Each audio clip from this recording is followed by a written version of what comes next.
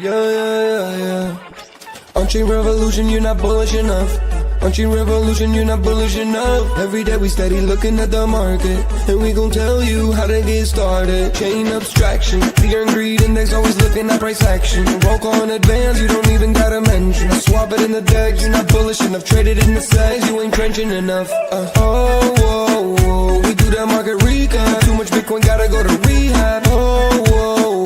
Shizzy and Yagobi.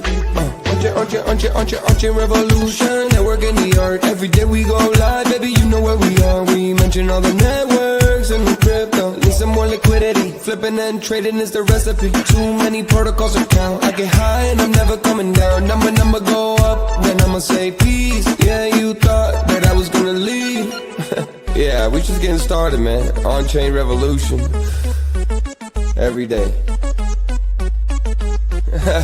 Bring the beat back. Eyes everywhere, gotta be careful with volatile meme coins. You can get some bread if you round trip it, then you gon' regret. All this information in my head. BYOR, touch grass instead. Nobody really knows how it's gonna end up today. Somebody gotta tell you what's happening today. I don't let the money change me no way. OnChain Revolution, here to stay. Yeah, say I'm Sage, man. Voodoo 2 on the way. Yeah, Nicky's.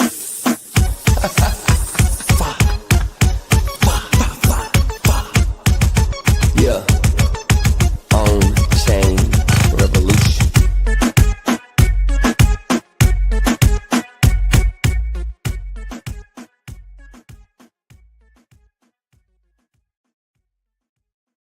OnChain. Hey, OnChain Revolution. Bitcoin not an illusion. Market recap, then I do a roll call. You're not bullish in the vocal. Look at the price action, change. Yeah, send it to the deck. Yeah, sell it through the stack. Ordinals the best. Too much Bitcoin, gotta go to read. If you end up bearish, gotta put the knee pad. Let me see the comments. Look at the fear and greed index. Bridge. Look at the chart. Welcome back to OnChain Revolution. My name is Shizzy. On this channel, we cover the entire Bitcoin crypto ecosystem. What's up, guys? We have an amazing show for you guys today. We're live for another amazing spaces like Bitcoin Blitz, guys. We've been doing this now. This is day number 3. We did Thursday, we did Friday, but this is the first stream.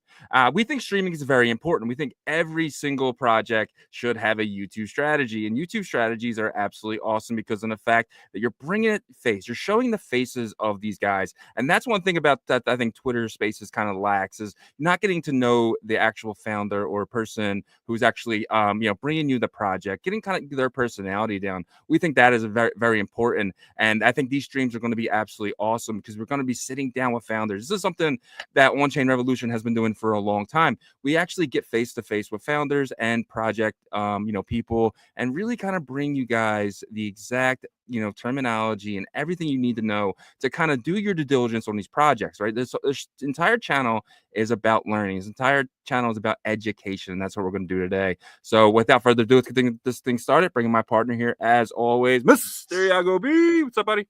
What's up? What's up, man? I'm excited for this one. People are filing in right now. It's going to be a good one, bro. It is going to be a good one. And this show is going to be, I think, eye-opening for our audience and normies that might be coming from different ecosystems, because I imagine there's going to be quite a bit of people from the Cardano space, maybe even like ICP, because there's a lot of different builders just coming into the broader Bitcoin ecosystem, right? And so we're going to go over a bunch of amazing projects that have to do with scaling Bitcoin. At the end of the day, we got to be able to figure out how to scale Bitcoin, and these, really intelligent builders have started that journey, and, we get to find out exactly where they are in that journey and where they're headed to. So it's going to be an exciting one. There is going to be a dog giveaway. We're going to let Geedo, the founder of Tokeo Wallet, basically break that down for you guys. But I do want to announce the winner from the previous space on Friday for the dog giveaway was Logan Panshot. So Logan Panshot, please DM the OnChain Revolution account your Bitcoin address, because you won 13,000 dogs. So congratulations to you. But yeah, I'm ready to get into it, man. We got a great panel today, so it's exciting. Yeah. We got we got Jeff from Merlin Chain. We got Naqib from Brotocol. We're gonna have Matt later from Arch, obviously, right? So really looking forward to that. It's gonna be an amazing show. Without further ado, let's get to start it. Let's bring in Geedo. Geedo, welcome to OnChain Revolution. What up, fellas? How are you? My homies Shizzy and Yagobi. Good to see you guys as always. You bring great energy. Love it. Love the OnChain Revolution, guys. If you don't tune into the channel, do, because these guys rule. The story for me at the start of the space or start of the stream is Bitcoin. What a weekend, guys. Again, we can't be busted out of the gates today. All the alts are performing as well. It's a good time to be in crypto. And, I heard someone saying, I read something this morning, actually. I kind of start my day off with the research, but I read this morning that, someone was saying that, we're just recovering, after what no one expected in January and February, and we're back to where we should be. So I think it's only upwards from here. I've been watching every Sunday and noticing, the dumps on Sundays, but we held firm on Sunday. And I think that's the first one in like a dozen weeks that we haven't seen a sell-off before the Monday morning. So I'm super pumped, super excited to get into the space. Now, I'm going to keep saying space. It's stream. I'm pretty extreme, so I'm going to say stream. So yeah, look, this is a really exciting thing to talk about. When I look at Bitcoin, we say it all the time. We're doing things that Bitcoin was not designed to do, and this stream is about the guys who are making that happen. It's no easy or mean feat to be building compute power onto Bitcoin. That's not the way it was designed. But yet these guys, against all odds, are doing it.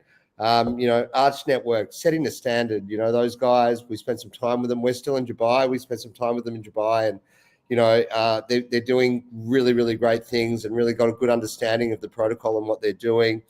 Merlin Chain, Brotocol, great teams as well. So yeah, let's get into it.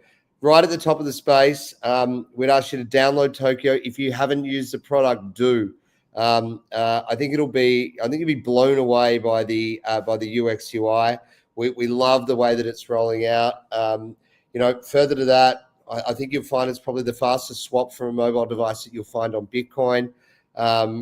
Really, really great features in there as well. You've got charting. Yeah, go ahead, get in there, play with it. Let us know if you've got any issues. Always reach out to our team and let us know. The dog giveaway, 13,000 more dog to give away today for downloading the wallet. Post it. Let us know you've downloaded it. And hey, do a swap. You don't have to, but do a swap. I urge you to check it out. It's a great product. But without further ado, let's kick things off and start talking to our panel. Yes, let's do it. Let's do it, guys. And just one thing to add on top of that dog giveaway. So what we'll do is make sure you're posting on the X side, guys, under the space, and post the screenshot there.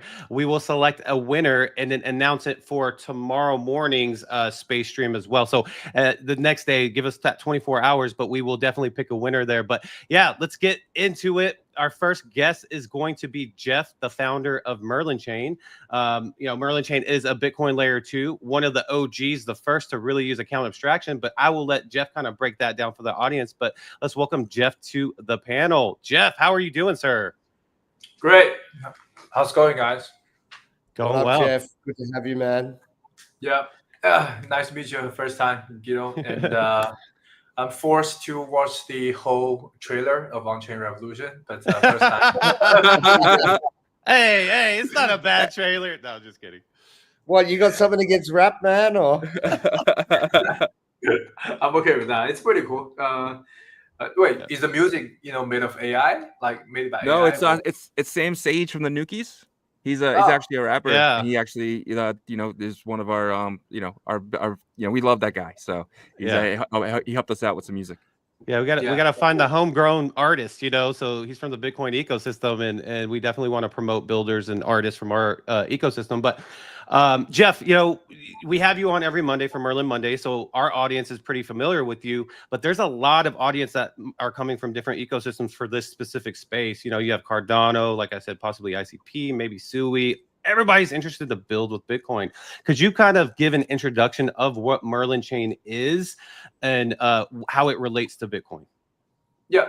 So, I mean, we've been building on Bitcoin layer 1 since, Ordinals, inscriptions. And at that time, we find out, it's kind of hard to trade on Bitcoin layer 1. I mean, you can list the inscription, you can, buy them. But, first, the transaction is pretty slow.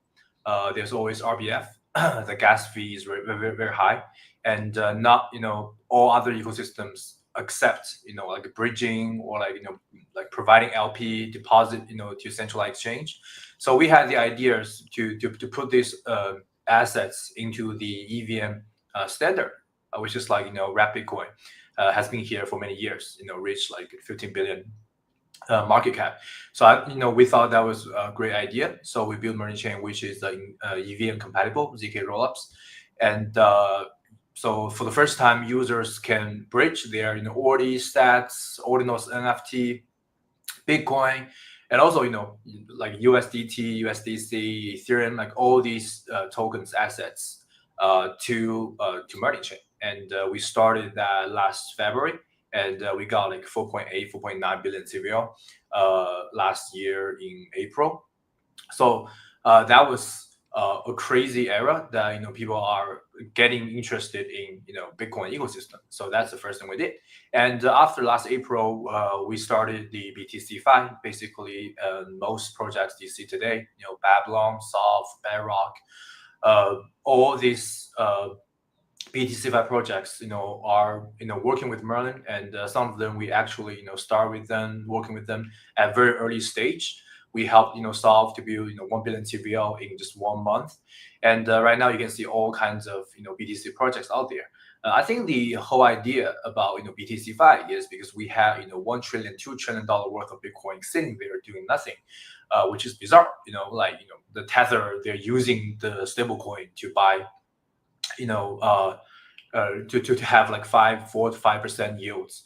And you see Ethereum, they has POS yield, they have staking and restaking yield. But Bitcoin, with so much valuation, but it's not doing anything. So we started this idea.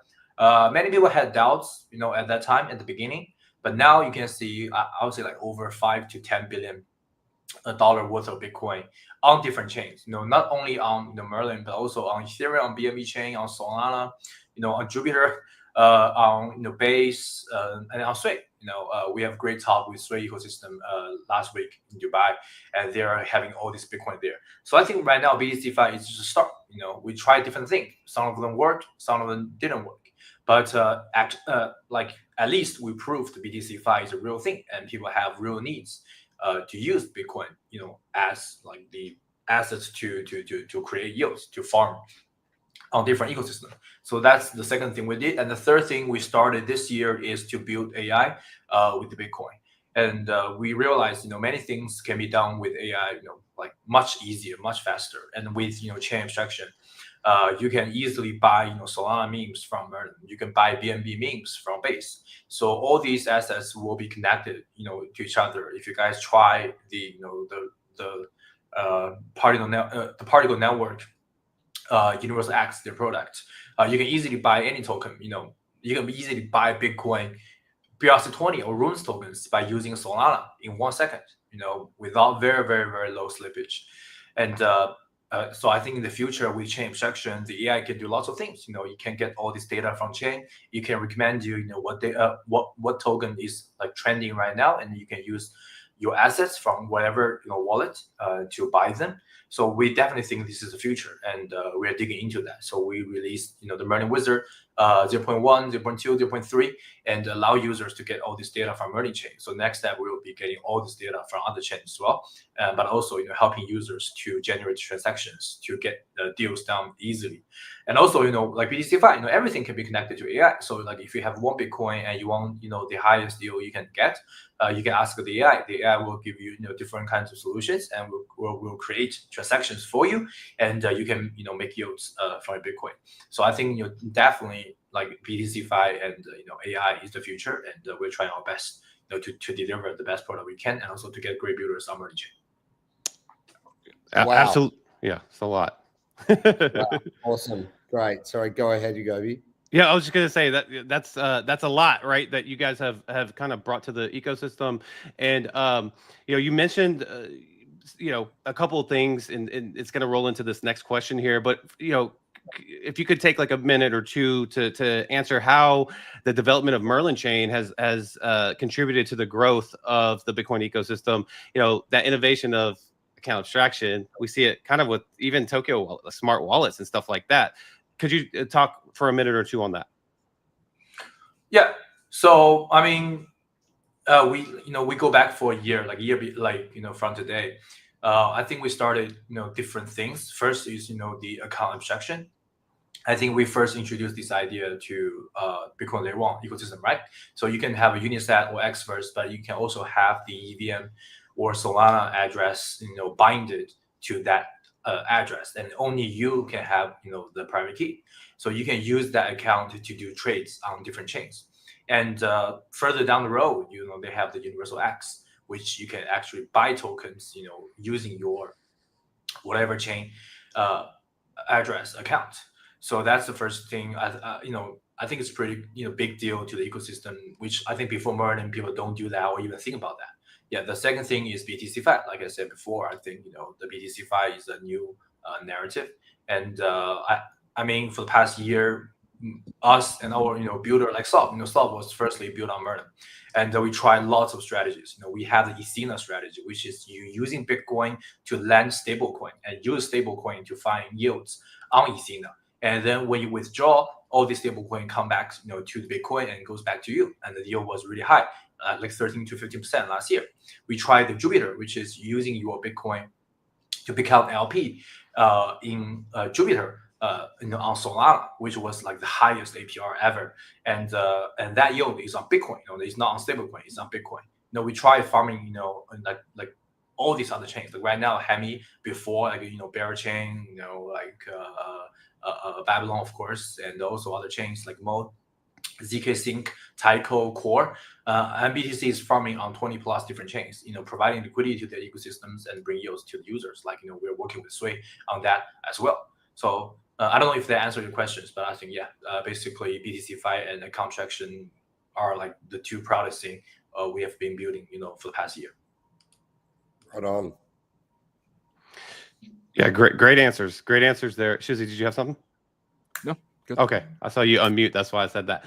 Cool. Yeah, I mean, those are two definitely like innovations that you guys have brought. The one that sticks out to me is account abstraction for sure. Like no one really was attempting that, but when you guys launched in February of 2024, that was the first thing. Was how do we make this kind of seamless, right? But with you guys being kind of an early launch with that Bitcoin Layer 2 ecosystem, there's been a lot of time, and through that time of 2024, there was like ups and downs of the Bitcoin ecosystem asset classes, right? Like 2024 was kind of up and down, not the best year for ordinals and runes and stuff. How are you able to, engage users and developers to really kind of say, okay, Merlin Chain is that solution for us? Oh, sorry.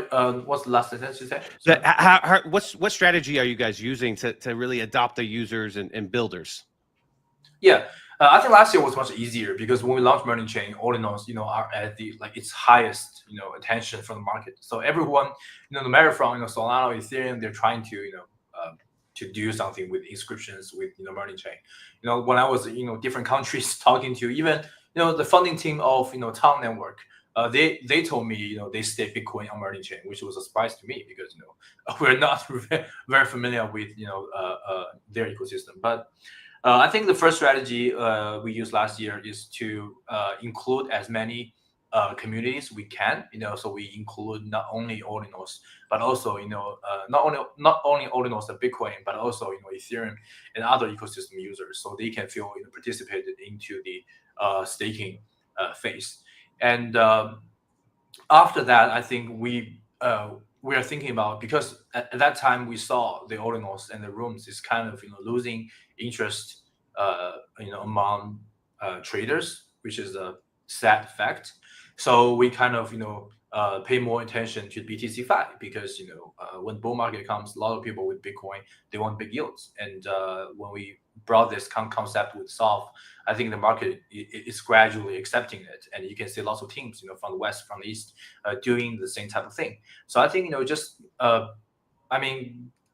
trying to look further down the road, you see something you believe will be a big deal, and try your best working towards that goal, like AI right now, because like many people probably have doubts about how to build AI on MerlinChain, how to build AI with Bitcoin, but we definitely believe in the next 6 to 12 months AI will be like one of the biggest chance out there. So we have to prepare like before that. So like like in March, April, February this year, when we started building AI, we have like lots of doubts, from the community, from the investors, from everyone. But like we just believe, this can be a big thing, just like we thought about BTC5 last year. So I think just like I think this is like our strategy, trying to be like one step ahead. And I mean, it's kind of like a betting, you're betting on this, but sometimes it takes like, you take risk to bet, because if you don't take risk, you do whatever is hot on the market right now. I don't think that's easy, for the builder, because like you will see like many more other people doing the same thing as you. Yeah, and like the over the last year, I feel like we've been in a bear market since last April, like to like the April 2024, and Merlin really, you guys launched right then, right? So you guys really haven't had the limelight on you guys like I do think you guys will have in the future, especially in the next 6 to 12 months that are coming up. So I'm really curious to see what happens with Merlin in the next 6 to 12 months, and on top of that, you guys have AI now. Like every project needs an AI strategy, and you guys, I mean, just on Friday alone, I just saw you guys go from 0.1 to 0.3 on your wizard. So that's going to be exciting. Yep. And with what you guys have coming, I guess this is kind of like the last question that we have for you is what's exciting for users to get riled up about with MerlinChain? Yeah, I think I said that like last year is people are always too optimistic about something in short term. So last year when we see Bitcoin Layer 2, people are so excited. We have like 100 different Bitcoin Layer 2s. I don't know if you guys remember that. We have 100 projects claiming they're doing Bitcoin Layer 2, but now, like, how many of them are you still seeing them active, or are you still using them? I would say like a very, very few. But in long term, I think people are kind of estimating the value behind the concept. No matter it's Bitcoin Layer 2 or what, because when people had that kind of I would say like disappointment at early stage, and sooner they will forget this, and they forgot why they're so bullish on this, right? So I think, especially after a year, I think people start to to think, like builders start to think, what is like real value behind that? Like we talked about BTC5, right? There's like no real yield like last year, but now we've seen many more projects with real yield on Bitcoin. So I think with real builders who come down, escape from the market hype, but actually think about what is the true value behind that. This is when this narrative can go on the right track. So I think right now is like perfect timing for us. I think the window is very slim. It's very small. We have to get in that window and prove what we've been talking about, and that's why I'm so excited about 2025. Love it, man. Awesome. Definitely. Yeah, definitely exciting stuff, Jeff, man. We appreciate you joining us. For the audience, we usually do Merlin Monday. He will be back, I think, for a short period to update you guys on some things there. But we appreciate you, Jeff, for your time. And we look forward to seeing you here probably in the next 45 minutes, maybe for a quick little Merlin Monday update. Yeah. If you can't, just let us know. All right. Yeah. Thanks, Jeff. Good to meet you, man. Thank you, Geedo. See you later. Awesome. Geedo, so quick question for you. With Tokeo Wallet kind of having this, I'm not sure if you guys use that account abstraction approach, but you have the Bitcoin addresses, you have the Cardano addresses in the future. There's more to come. Just some thoughts maybe on what Jeff had to say there. Yeah, look, for us, rather than building the protocols ourselves, we pass through great products. Tokeo we see as a display case for. I think you've got to be humble enough to realize that you can't be an expert at everything and a master at none. So we are working with a lot of the different Bitcoin protocols, and certainly haven't had the opportunity to have a one-on-one with Jeff though, but I'm going to be taking him up on that, and seeing how we may be able to integrate the product. It seems like he's doing some really great things. We haven't yet integrated Ethereum at Tokeo, which sounds like it may be necessary for us to do that. However, look, seemed like a real front runner in terms of the technology that he put together, and seems like he has been like, this is all a new space for a lot of people, right? Mhm. When you're looking at extraction, for example, a lot of this is really cutting edge technology, but he seems to have been doing it for, since he's like an OG of extraction. He seemed like one of the first guys to do it. So yeah, I think what they're building sounds really exciting. With certainly, any protocol that we feel it can help Tokyo users, we'll definitely look to integrate. And I look forward to speaking to him more. Yeah, awesome. And I think that's the right mindset to have, is have that open mind for innovation, collaboration, right? So, and then for the audience, guys, remember, Tokyo is giving away 13,000 dog go to the moon rune tokens. So all you need to do is you need to head over to the Apple App Store or Google Play, download the Tokyo wallet, take a screenshot where it shows your Bitcoin address, and post that reply on the X Spaces that you guys are watching this from. Make sure it's a comment, and we're going to pick a winner by the next stream tomorrow morning. So really simple instructions, clear instructions, guys. But we do have 2 more builder guests here. And just to let you guys know, this is a scaling kind of educational, scaling Bitcoin space and stream here. So there's going to be different approaches to different ways to scale. And, right now we just went to the traditional EVM Bitcoin layer 2. I know that sounds weird, but that's what the tech stack they use. And then we're going to go to a Brotocol that kind of puts a lot of this stuff together. And we'll finish up with Arch Network, which is innovative tech in itself. But let's invite Naqib. Just to add that, I'd add to that, Yagobi too. Just because they're different, it doesn't mean they're wrong. True. What I'm learning lately about Bitcoin is that there are many ways to skin a cat here, and different people are using different chains. It might be Solana, ICP, Ethereum. There's different methods, and the fact that everyone's exploring those until we get until we kind of reveal those nuggets, which really work well, I think is incredibly showing a lot of innovation. Yeah, exactly. I agree with that 100%. Different products for different users. But let's invite Naqib and Chan Ahn up on stage. So these are the founders and CEO of Brotocol. Welcome to OnChain Revolution, guys. Yo, what's up? It's been a while. What's up, Yagobi? What's up, Shizzy? What's up, Geedo? How you guys doing? I'm Naqib. So I'm the CS of Brotocol.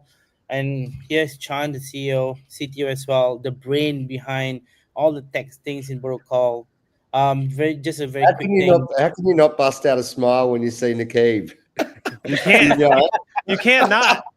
You can't not, man. We had the pleasure of meeting, and he's a great guy. I'm really excited for this one. Sorry to interrupt you, Naqib.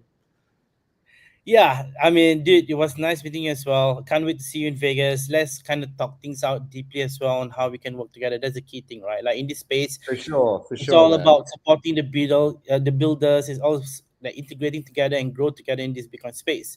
And Chan, who's here as well, he's the brain behind all the tech in Brotocol. Amazing guy, very, very, very OG in the Bitcoin ecosystem. He's very one of the smartest dev I've known in the space. That's the reason why I joined him to kind of create this whole new concept of how we bring DeFi into Bitcoin instead of Bitcoin being breached and sucked out into different chains. So yeah, Chan, you want to do a very quick introduction, because I think pretty sure a lot of people here know who I am. No, yeah, I mean, it's very good to be here, and very nice to meet you, everyone, Shiji, Yagobi, and Geedo. I didn't travel as much as Naqib, but hopefully in the near future, I can catch up with all of you. Very excited to be here. I think Naqib joining Brotocol is, to me, is one of the greatest things that happened in my, in my life. After my family and then so on, of course, I have to put my wife first before I get something. But I've been building in the Bitcoin for the last I think 5 years it's coming to be. And then back then when nobody talked about what BitFi was, it sort of was very absurd thinking back then. But then I think we have come a long way to really go from where what wasn't even a fantasy to something that the Jeff of Merlin talked about it, and then I think other builders will be talking about it as well. What we're building on Bitcoin for the Bitcoin users and how we can make Bitcoin more productive, I think is something very, very exciting and interesting too. Yeah, no, definitely. And your approach for your product's a little different. It's not layer 2 specifically. It's not a virtual machine or even a hybrid 1.5. Could you explain, kind of take a minute or two of what Brotocol is and how it kind of benefits the Bitcoin ecosystem? Naqib, do you want me to do it? Yeah, you do it, Chan. Okay, he probably did it too much, so he just wants to take a rest here. But anyway, when I first started out building on Bitcoin, I wanted to build on Bitcoin, but then it was very restrictive, and I was looking at what we have in the Ethereum and whatnot, and then I actually started building on one of the so-called Bitcoin L2s, one of the earlier ones. And then what happened was that there were two main issues. One was, so I'm holding all my Bitcoin in my Bitcoin wallet. And every time I need to do something, I have to part with it out of the Bitcoin wallet and to, for example, MetaMask and something. Okay, I can live with that. I don't like WBTC and so on, but if I think about what I can do, okay, that's fine. But then the problem is also, I don't know how much I need to bridge, for example. So I tried whatever I've got, and then the experience is too painful. I had to wait a few hours. It doesn't make any sense. But I still wanted to do something. I mean, back then, Bitcoin yield didn't exist. Even now, it's actually pretty small, right? So I end up bridging a lot more than what I need to have, just because I wanted to avoid the pains. Now that I have my Bitcoin in, let's say, MetaMask, then I start to get worried. Oh my God, I'm not really familiar with the MetaMask. What am I gonna do? I want to bridge it back to my Bitcoin wallet. Shit, but that means I need to wait another, what, a day or something like that? It's just like too much, yeah. So there's always problem of, if I want to do anything with the Bitcoin, I need to go through that pain, not only the monetary pain, but it's just the psychological pain. That's number one. The second one was when I started, and if you look at all the Bitcoin L2s, and I have a massive respect for everyone, and we're doing a lot that is right.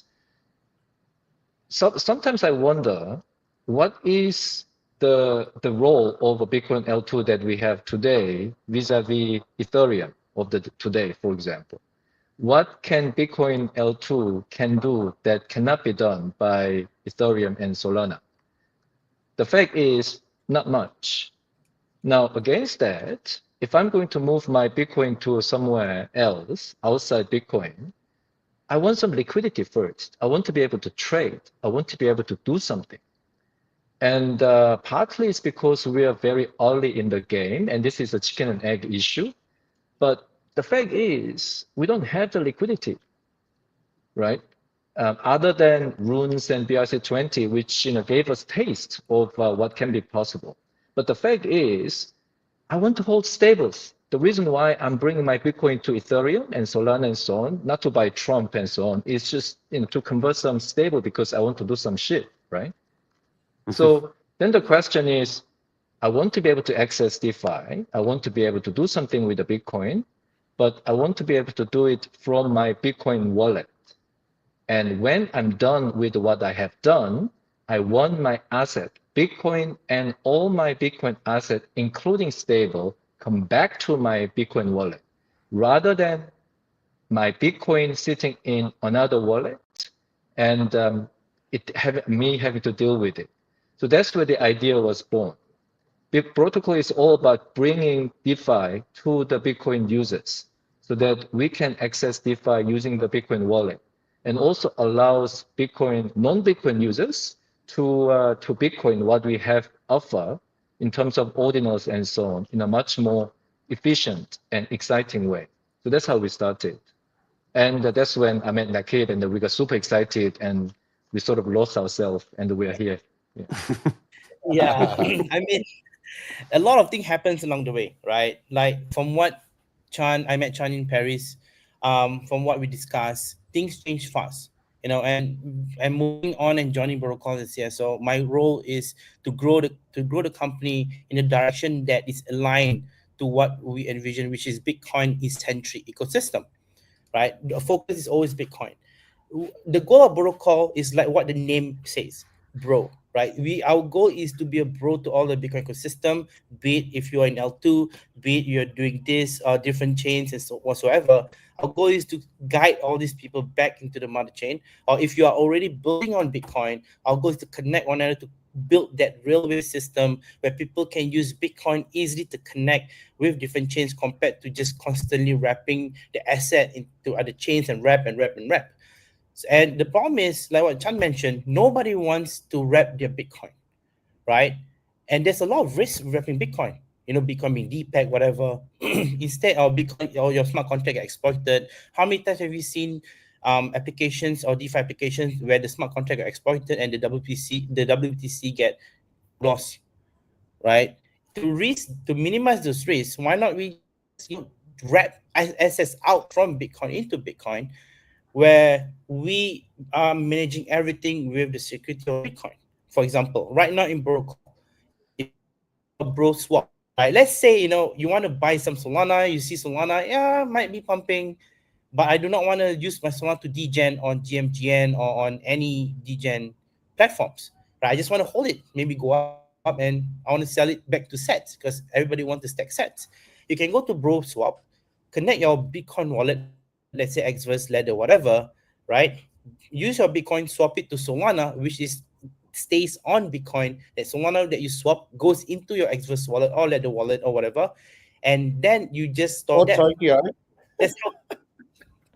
Sorry? Or Tokyo. Or send it to Tokyo wallet is what he said. He was just plugging. Yeah. Oh yeah, Tokyo wallet. Yes. I'm definitely gonna download Tokyo wallet, right? So since it's Tokyo focused, let's talk about Tokyo wallet. So if you import a Tokyo wallet and then you have Bitcoin and then you swap it to Solana, you can then actually store your Solana in your Tokyo wallet or a Bitcoin wallet.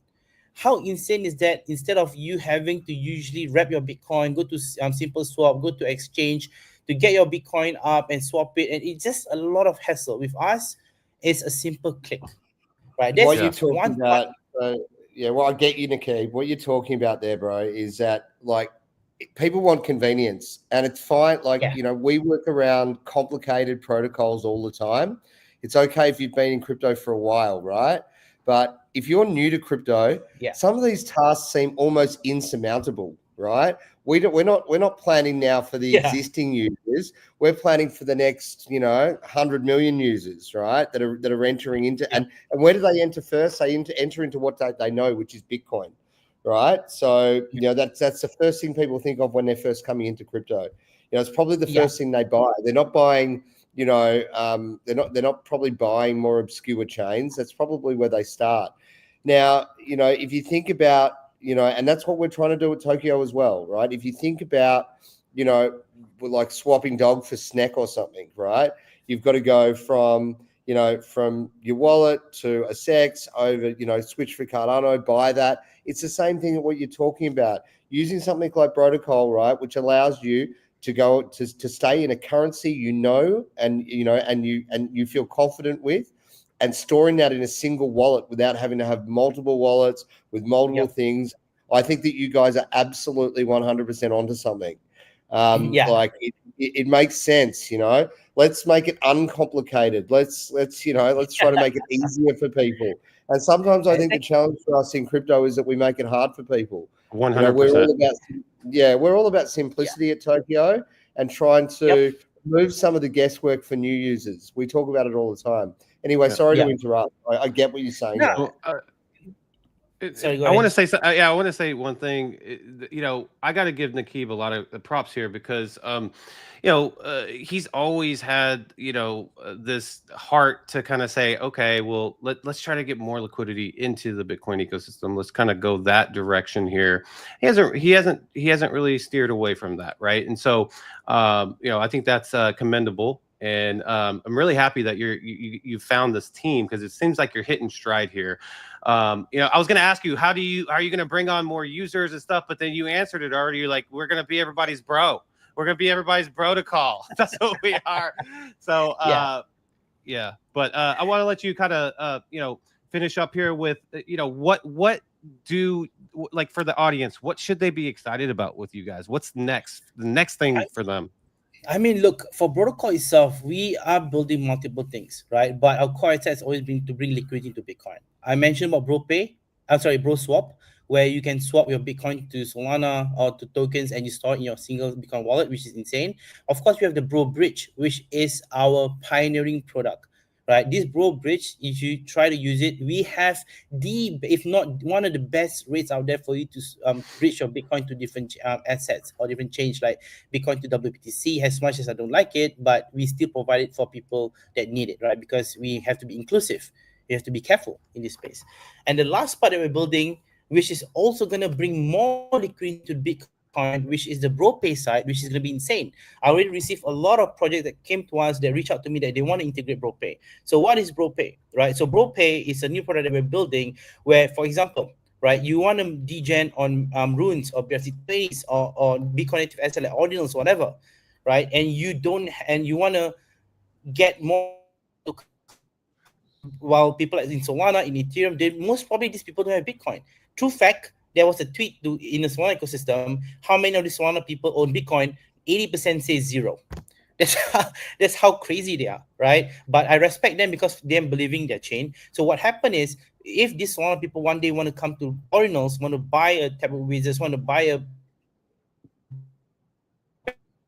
Uh-oh, did we lose him? We rugged him.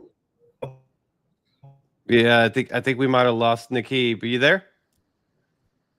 Runes or whatever. Oh, there you are. Yeah, we just lost you, like Naqib. We just lost your last sort of 20 seconds, bro. I have to say, I quite like his slow moving. It's quite funny. Because it's always such a fast talker. When I see him speaking slowly, it's actually pretty hilarious. No, but for us, BroPay is something that we're really looking forward to, because Ordinals, it's something that a lot of people outside actually Bitcoin, including Solana and so on, want to get into. But a lot of people are having troubles essentially getting hold of Bitcoin. So what BroPay will do is allowing those non-Bitcoin users to be able to purchase Ordinals, for example, in the Naqib's example, using either Sol or ETH or stable, whatever you have. In a way, for the creators on the Bitcoin side will receive Bitcoin. So they pay in non-Bitcoin and you receive in Bitcoin. And that has resonated very well with a number of a lot of folks that we spoke to. Yeah, no doubt. Yeah, I think that's really... Yeah, I think that's actually really smart that you guys are doing that, right? Just letting them kind of pay with whatever, and it is denominated on the Bitcoin side because that's what they're familiar with. So it kind of stays with what you guys are doing foundationally. But man, it's been amazing. Both of you guys need to come on the OnChain Revolution. We can do a pre-recorded video, an episode, kind of doing a reintroduction to you guys to the Bitcoin ecosystem. But super excited for what you guys have, and thank you so much for spending time with us this morning. Thank you for having us. Thank you. Thank you, guys. Can you guys hear me now? Naqib, if you can hear me, mate. I'll see you in. Who's Naqib? You gonna be in Vegas, bro? Yes. See you there, homie. He's gonna be in Vegas. I'm gonna be in Vegas. We can sit down and talk more about integration. We'll do that. Okay. Good to see you, brother. Bye, man. Take it easy, guys. Bye-bye. Absolutely amazing, man. That was fun. I love Naqib. Naqib's always like, Even in a bear market, Naqib will come on and still smile and laugh, and it was absolutely amazing. Really appreciate those guys, man. But what do you think, Geedo? He's a force of nature. You know, I met him recently, and he's a great guy. And you know, I think that, you know, it's feeling pretty positive at the moment. But when it's not so great, they're the kind of guys that sometimes keep you going. It's not easy building, you know. And you know, hats off to all the people that do. One of the things I do really like there too is that, you know, everyone, there's a massive narrative on you know, acquisition of Bitcoin. So of acquiring Bitcoin yourself as much as you can get, you know, like it is the digital gold. And you know, the way in which he is allowing, you know, other alts to flow back to builders via you know, via Brotocol, meaning that they are acquiring Bitcoin for their services effectively, rather than going outward. Yagobi, I think you were right on it, man. Like the reality is that a lot of times we're seeing Bitcoin leave the ecosystem, and there is a big narrative about that too. And I'm not suggesting there's not a place for that, because we're really strong believers in Tokeo in that kind of interoperability layer, and, you know, breaking down those barriers so that we're no longer in silos. But it is nice to hear that, you know, the builders can be paid back in native tokens, and that all important acquisition of Bitcoin can continue for them. So they're getting some rewards they're familiar with. Makes sense. Absolutely. It's going to be exciting. It's going to be really exciting once, you know, like 6 months, 12 months down the road, a lot of these protocols are going to be developed out, and then you can kind of choose what you want as a user, right? But I do want to remind the audience, guys, if you could actually share the space, that would help as well. But Tokeo is giving away 13,000 dog go to the moon tokens. All you got to do is download the Tokeo app in the Apple App Store or Google Play Store, post that screenshot in the comment section of the spaces there, and we will pick a winner and announce it tomorrow morning for Blitz number 5, I believe. And so, you know, it's a really good chance for you guys to win. We do have one more guest, and this is their approach is definitely different, and I love it because it tries to stay native as possible. And we got Matt, the founder of Arch Network, to bring up to stage. Let's bring him up. How are you doing, Matt? Hey, what's going on, guys? How's it going? Hey, Matt, how are you, man? Doing good. Good to see you. You too, bro. And Arch is like the one project that I'm really looking forward to. I mean, the builders that are building on Arch are absolutely phenomenal, from Saturn all the way down to Hamilton and everyone in between with Funky Bit. And with how they're doing it is a lot different. And Matt, I was wondering if you can explain to the audience here, you have a lot of Tokyo guys here, Cardano guys, how Arch is going to work with Bitcoin. So generally speaking, what Arch aims to address is just filling the gaps on the infrastructure side that just flat out doesn't exist on Bitcoin, right? We had a couple other speakers up here that was talking about utilizing EVM and already existing infrastructure that exists in other ecosystems that prioritize programmability, where Bitcoin kind of left that behind.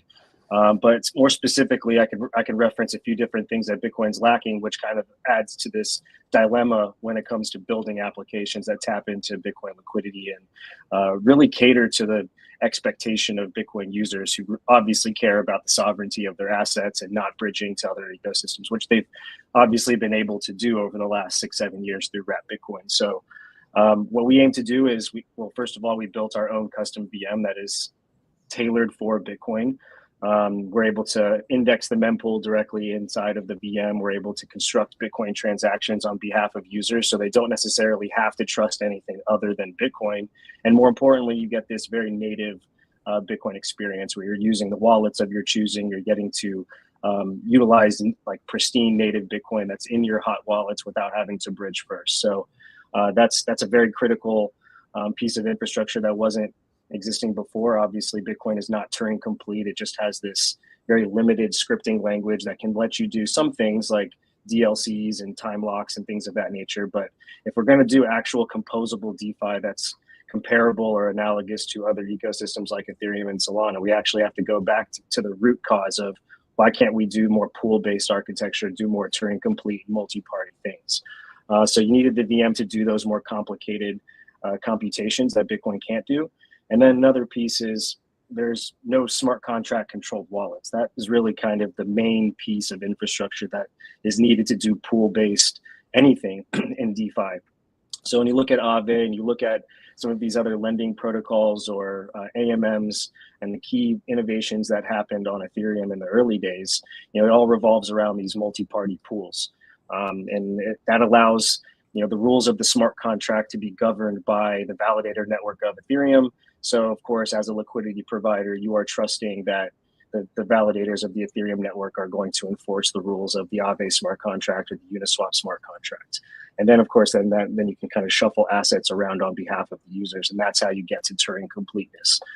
So we went and built this cryptographic multisig that emulates a proof of stake network on top of Bitcoin. It's still a multisig that sits in the Bitcoin layer 1, and it's able to take the rules of a smart contract generated by the VM, and based on consensus that happens inside of the multisig and in the consensus, the validator network of Arch, they are able to say, okay, the rules of the smart contract are this. Let's go ahead and move this asset from one wallet to the other, and that's really how a swap happens. So what's really unique about the multisig, though, is that just like a proof of stake network, we can scale up or down the participants that want to have some type of stake in the network and participate in its consensus. So if you look at Ethereum or Solana, anybody can run a validator node if they just put up some stake, or you can delegate some of your tokens to a validator node to choose, to weight the distribution of tokens in the stake network. So all other multisigs and Bitcoin DeFi right now are generally a whitelisted guardian set where, Stacks or Lombard or some other protocol are choosing, thesis included, they're choosing the signers of that multisig up front, maybe it's like 14, 15 signers, and then that's how they ultimately use this thresholded signature scheme to govern the deposits and withdrawals and things of that nature.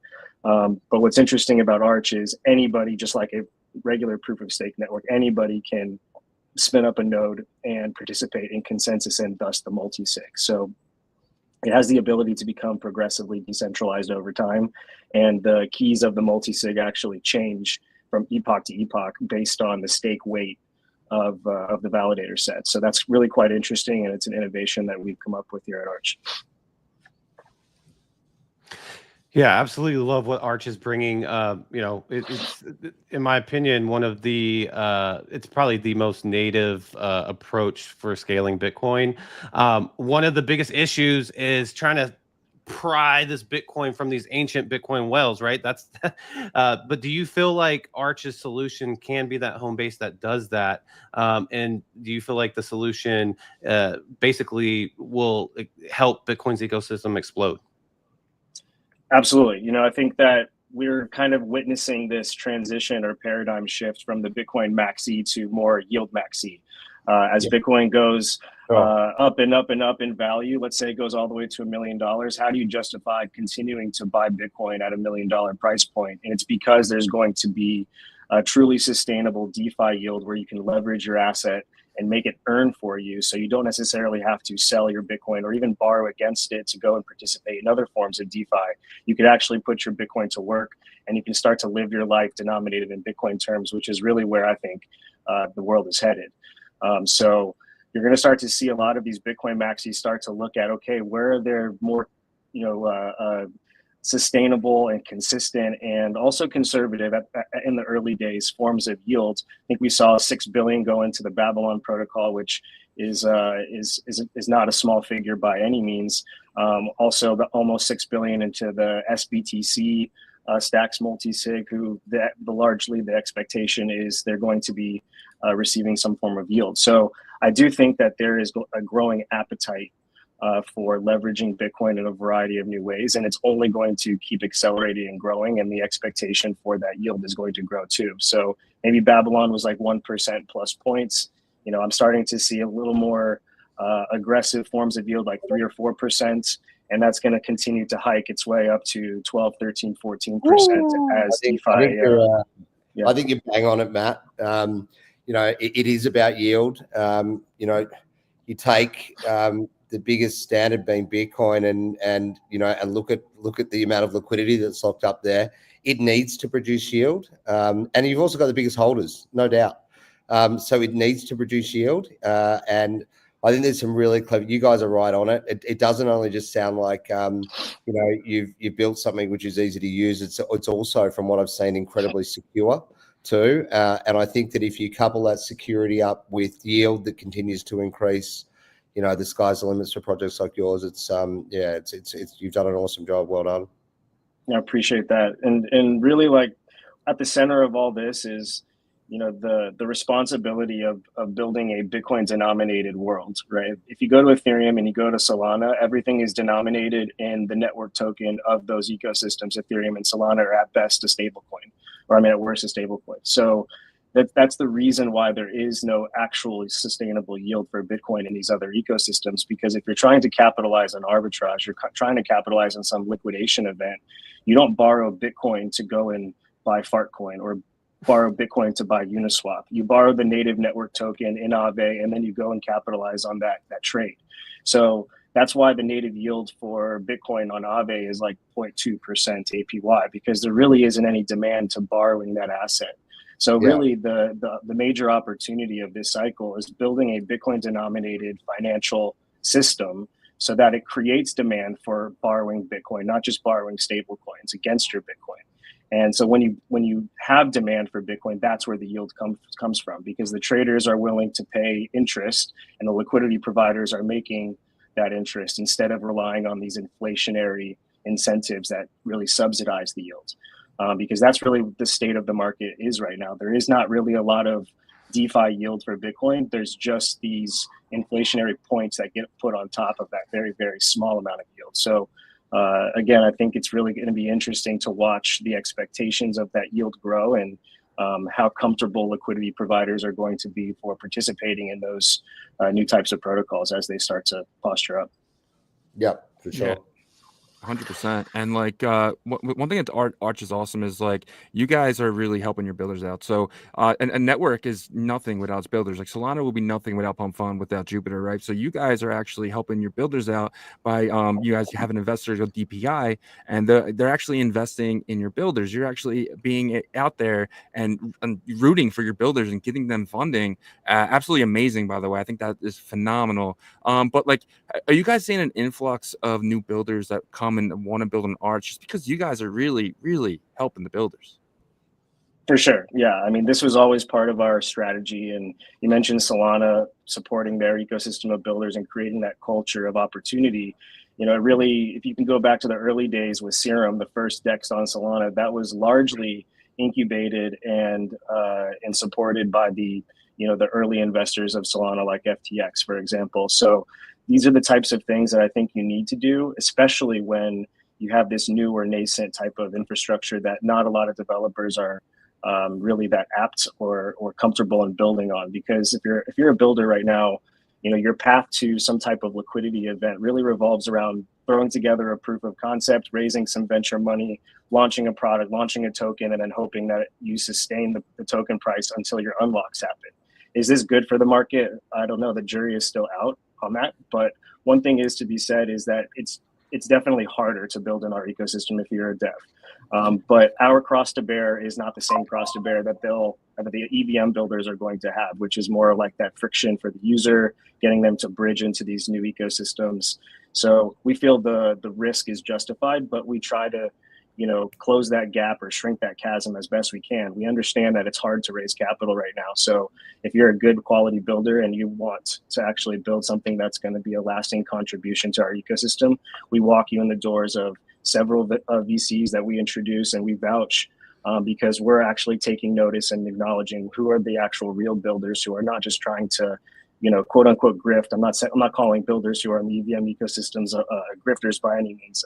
I am in favor of the experimentation that Geedo was talking about before, because it kind of gets us to that, you know, that end state where we know what works and what doesn't work. So that experimentation is important. But that being said, I do think that, you know, we have a good system of identifying quality builders and the ones that have the right tools to be successful. So once we do identify those teams, we do whatever we can to help them succeed, because their success is our success. It's hard to justify being a successful network if you don't have a bunch of really successful applications. For sure. Yeah, you know, with what Arch is doing, I feel like you guys are going to striving to be that home base for Bitcoin. Every chain needs a home base, and what Geedo was talking about earlier is kind of pulling that together. You still have to have the home base first, and so really excited about that. Last question for you, because I know you're a busy man here, is you know, what's next? What's next? Because everybody right now are on the edge of, I mean, like, come on, we had Arch Thursdays every Thursday, but we're still on the edge of our seats, right? Like, we're waiting. So you don't have to give us, you know, the alpha that maybe you can't, but give us something maybe for the audience. No, we can give like an update for what just happened in Dubai. For those who didn't go, that was our big, like, you know, we make comparisons to the Mega ETH ecosystem because I think that's a really good mental model to follow as well, in terms of ecosystem support. So we had our version of Mega Mafia in Dubai, surrounded by Token 2049 a couple weeks ago. And this was the first time, actually, that we had all of our engineers from the entire Arch team, 12 total engineers, all under one roof. So not only was it a good chance for them to meet and get some mind share together, but it was a good chance for the community to come and meet the guys that are making all this happen. And there was a lot of collaboration. There was a lot of stuff going on. But one thing that came out of it was we actually lined up our timeline for mainnet with the core engineering team. And we did get, you know, validation from everyone, sign off from all the core builders on the team that are saying that we're good for July. We don't have an exact date yet. We're in the middle of our audit right now, doing some optimizations as well with the core team, but it's looking like a July mainnet as of this moment. So I think that we're excited about that. Wow. That makes a lot of people happy. I know that for sure. Shizzy's like, I can't wait. He's been testing and earning those points, boy. But yeah, so we appreciate you, Matt. You know, we know you're super busy, and jumping on with us is not easy for you to do with your schedule. You know, we look forward to more information rolling out from your team, and looking forward to that mainnet launch, sir. Appreciate it, guys. It's always a pleasure coming on and talking to you guys. See you. Thanks, Matt. See you, man. Absolutely awesome. I think this was an amazing learning experience for a lot of people, especially the guys who maybe haven't been in the Bitcoin ecosystem and don't know about Merlin, don't know about Naqib and Brotocol, and don't really know about Arch. I mean, these are three projects that like we're really bullish on. For you guys are really opening the door for a lot of you know, your followers to come over to Bitcoin, and then like the Bitcoin followers to find you guys as well, because you guys have really done a great job of not only, you know, being a part of the Bitcoin ecosystem, but really pushing it forward. Yeah, thanks, man. Look, I really appreciate that. That's what it's about. Look, you know, we take look, I've got to take my hat off to Shaz, one of my partners. He kind of conceptualized. Sorry, 1 second. He kind of conceptualized this style of either streams or spaces, where, you know, it's not just a full Tokyo shill, and we get up. Sure, we're very proud of our product. We think it stacks up against anything else that's out there. It's a great experience. Download it, experience it. But it's not just about a blatant shill for us. We want to educate and take people along the journey.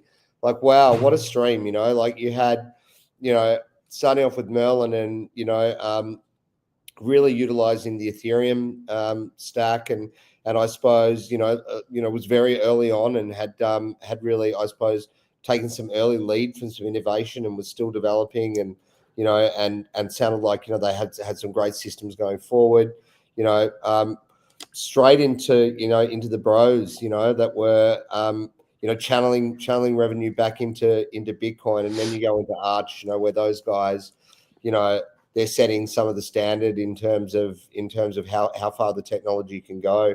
And really, again, you know, I really thought with the Arch guys that they're really, you know, looking for a simplistic approach where, you know, you don't, it's a very complex solution, but for the end user, it's probably not that complex, you know.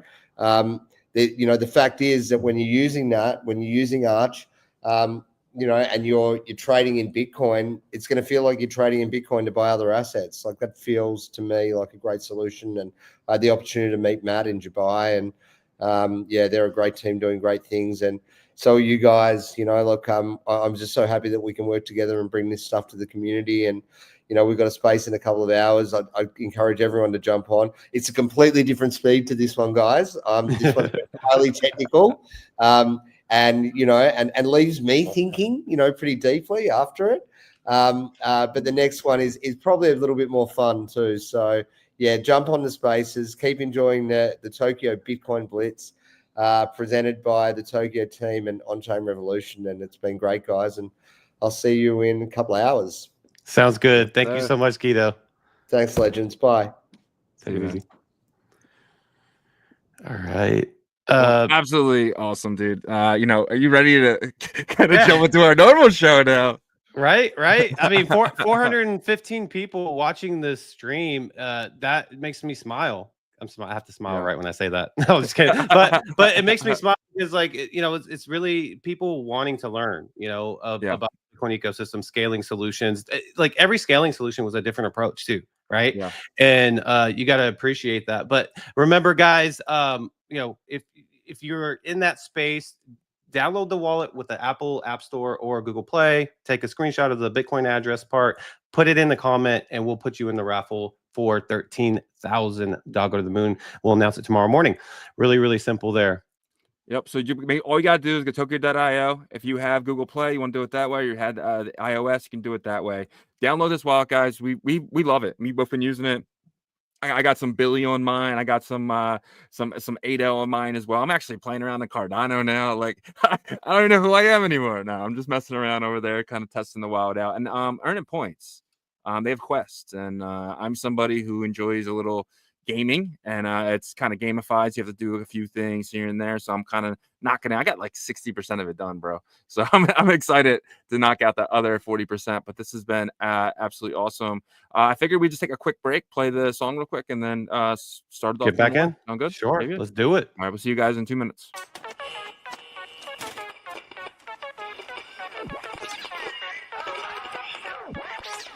Yeah. OnChain Revolution, you're not bullish enough. OnChain Revolution, you're not bullish enough. Every day we steady looking at the market, and we gon' tell you how to get started. Chain abstraction, fear and greed index, always looking at price action. Brotocol in advance, you don't even gotta mention. I swap it in the deck, you're not bullish enough. Trade it in the size, you ain't trenching enough. We do that market recap. Too much Bitcoin, gotta go to rehab.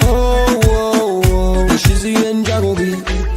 OnChain Revolution, network in the art. Every day we go live, baby, you know where we are. We mention all the networks and the crypto. Need some more liquidity. Flipping and trading is the recipe. Too many protocols to count. I get high and I'm never coming down. Number go up, then I'ma say peace. Yeah, you thought that I was gonna leave. Yeah, we just getting started, man. OnChain Revolution. Every day. Bring the beat back. Eyes everywhere, gotta be careful with volatile meme coins. You can get some bread if you round trip it, then you gon' regret. All this information in my head. EYOR, touch grass instead. Nobody really knows how it's gonna end up today. Somebody gotta tell you what's happening today. I don't let the money change me no way. OnChain Revolution, here to stay. Yeah, say I'm Sage, man. Voodoo 2 on the way. Yeah. Nicky's.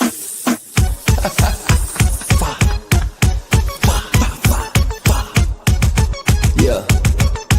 OnChain Revolution.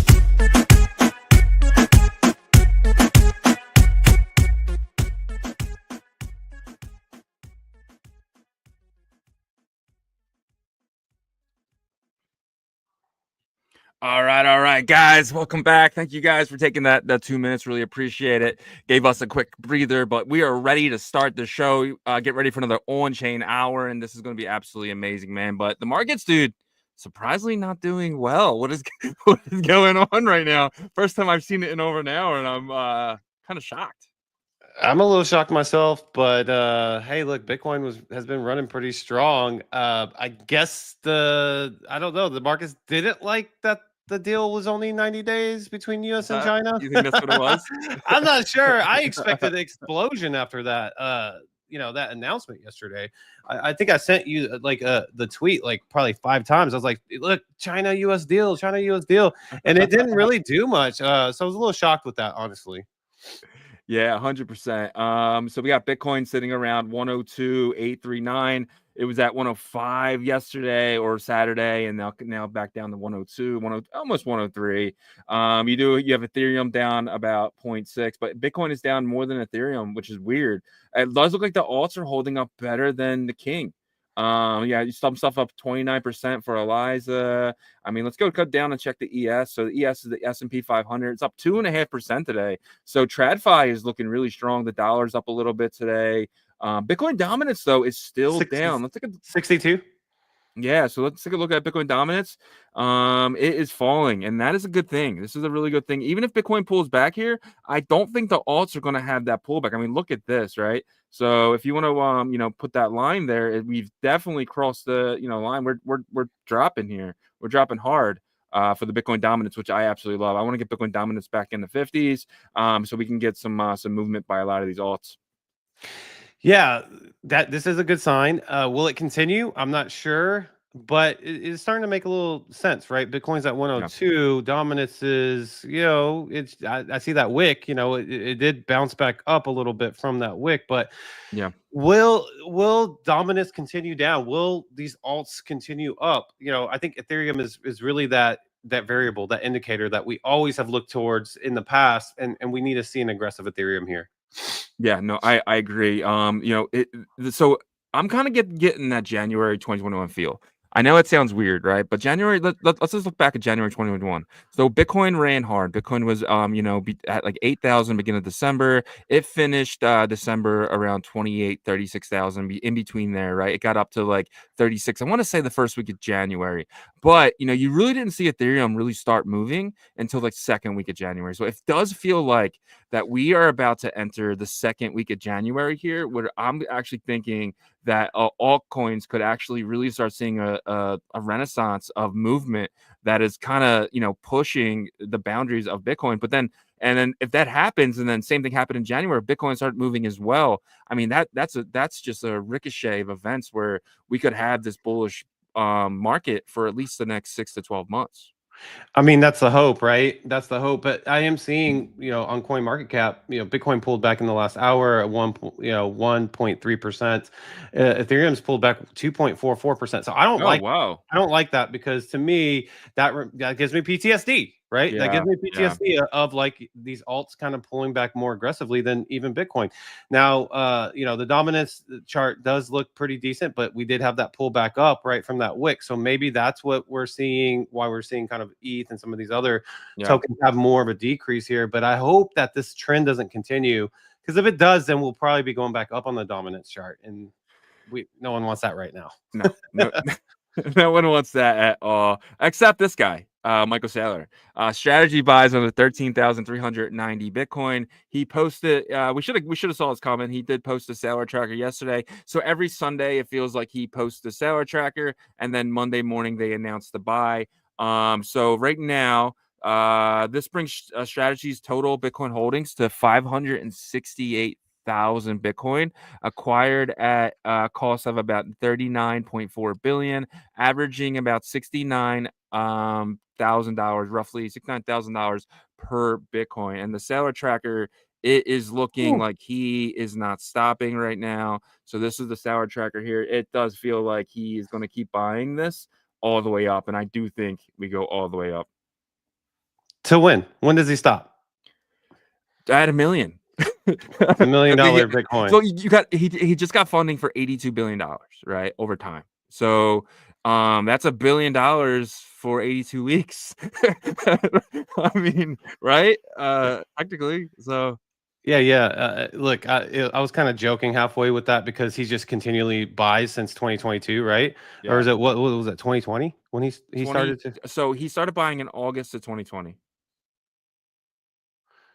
Okay, so 2020. But like, I mean, there are a couple spots in between that have some dry periods. Like if you look right there, and I think it's September 2021. He had a pretty dry period to that November 2021, but I mean, if you look where we are right now, though, I mean, it's just cluster. It's just cluster. Even back here. Yeah. Yeah, so there was that little bit of, I remember that time period too. It's kind of like February, March, where like everybody was kind of freaked out. Maybe he was a little bit too, or maybe he couldn't convince the board, or they were not feeling very comfortable until things started looking better. I'm not sure. Either way, this guy's just loading it up with the neon green here, and I don't think it stops until we get close to that peak of what he thinks it is, and then maybe to slow down. But who knows? Maybe he doesn't stop for the next couple of years. Eventually, there's going to be a period where he's got to just slow down. I think the next 80 weeks, though, I think that he's going to be fine, bro. We could potentially see 80 dots in the next 12 months. Yeah, I mean, we could.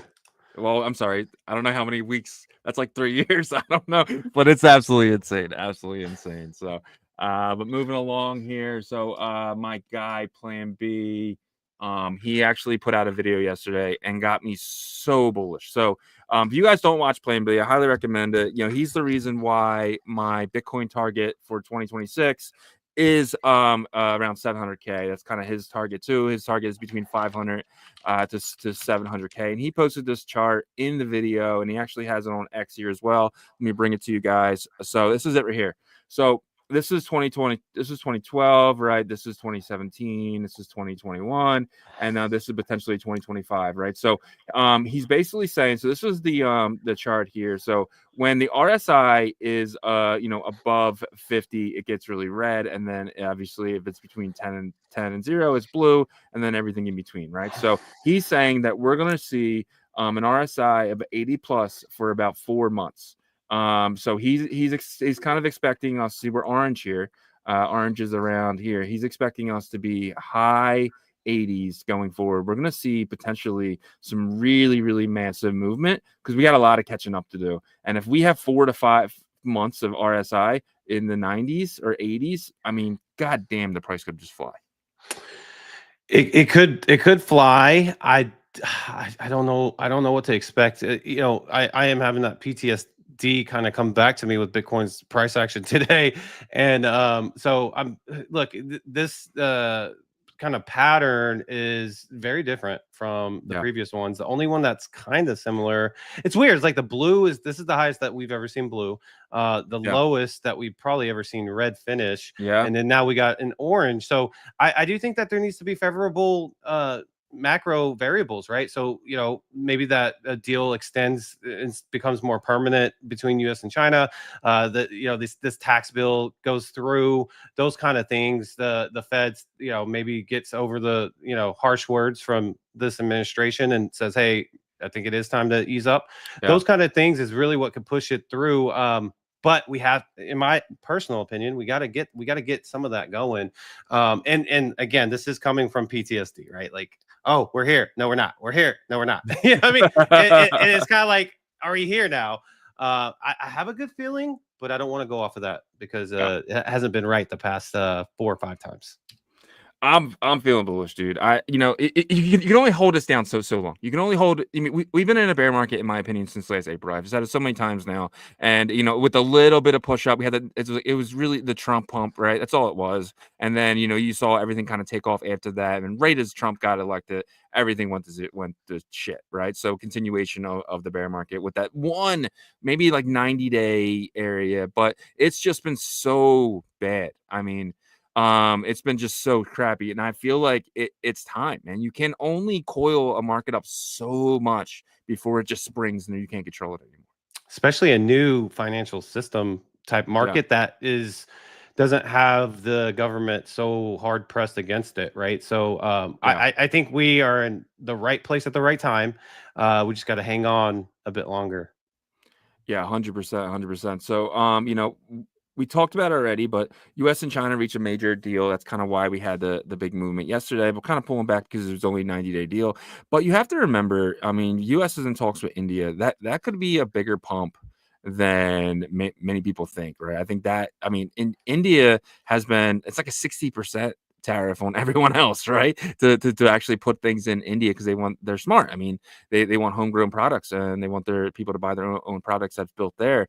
And but if we get a deal with them where we can get even fair. I mean, that not only, you know, opens it up for the US to kind of drop that tariff, but also drop the Indian tariff where items are being bought from the US. So this is obviously macro, but this is another, you know, I was listening to the stock guys this morning, and they were saying we could potentially have, you know, 16 to 17 headlines, because that's how many countries they're negotiating with just right now, in the next 3-4 weeks, where we could just have pumps all the way through. And even if they're 1 or 2% pumps, I mean, that's enough to take us to absolutely insanity in market value. And your point on India is a big one, because they're probably looking at India replacing China for a lot of these manufacturing. You know, the population's there for sure in India. Yeah. You know, I do think Indian people can learn really quick on how to do manufacturing. Obviously, there's you get better over the, you know, decades, right? Yeah. But starting it out would be a thing. And I also think that this gives some leverage to negotiate with China, right? So Scott Bessent, I think he's the perfect person to do it. Keep doing what they just did, and I think we'll get there. But yeah, so look, those variables I was talking about, those indicators, you know, the catalysts, I think they're coming. They're just going to come on their time, not ours. Yeah, no, 100%. We will see. But let's kind of get out of the macro and let's get on chain here. So CryptoQuant says dark stablecoins are likely to emerge. Tighter rules may drive demand for censorship-resistant options. So this is something I found really interesting, because we're in an area right now where it does seem like, you know, we're going to have all these stablecoins. PayPal, you know, Strike is actually going to be having one. You know, you're seeing USDC and Tether really lead the way, and then USD1 from the Trump administration, right, from one of the Trump companies. But what do you think about this dark stablecoin narrative that potentially could be popping up? Basically, stablecoins kind of used in a way of, you know, Manipulation. Yeah, manipulation and stuff like that. What do you think about this? I mean, it wouldn't be new to financial markets and systems. So I expect some of this, but I also don't know, I should listen too much of what CryptoQuant says, because he also was the one that said the Bitcoin bull market is over, it's done for, and then Bitcoin crosses back over 100,000. But I will give him credit, because he did come out and say I was wrong. That's the biggest thing. Look, if you messed up, cool. If you got it wrong, cool. Just come out and say I was wrong. Yeah, and he did. So I'll give him that credit. Yeah. But yeah, going back to dark stable coins, I expect not just this kind of thing. It's like, you know, the dark pools or whatever from TradFi, kind of similar, you know, I guess entities of that size getting away with stuff they shouldn't. So this is the way that I think dark stable coins are really going to come aboard. You're going to take, you know, a basket of tokens, whether, you know, from PayPal and USDC, USDT, and you're actually going to back this other coin by them, right? And you have everything done on chain.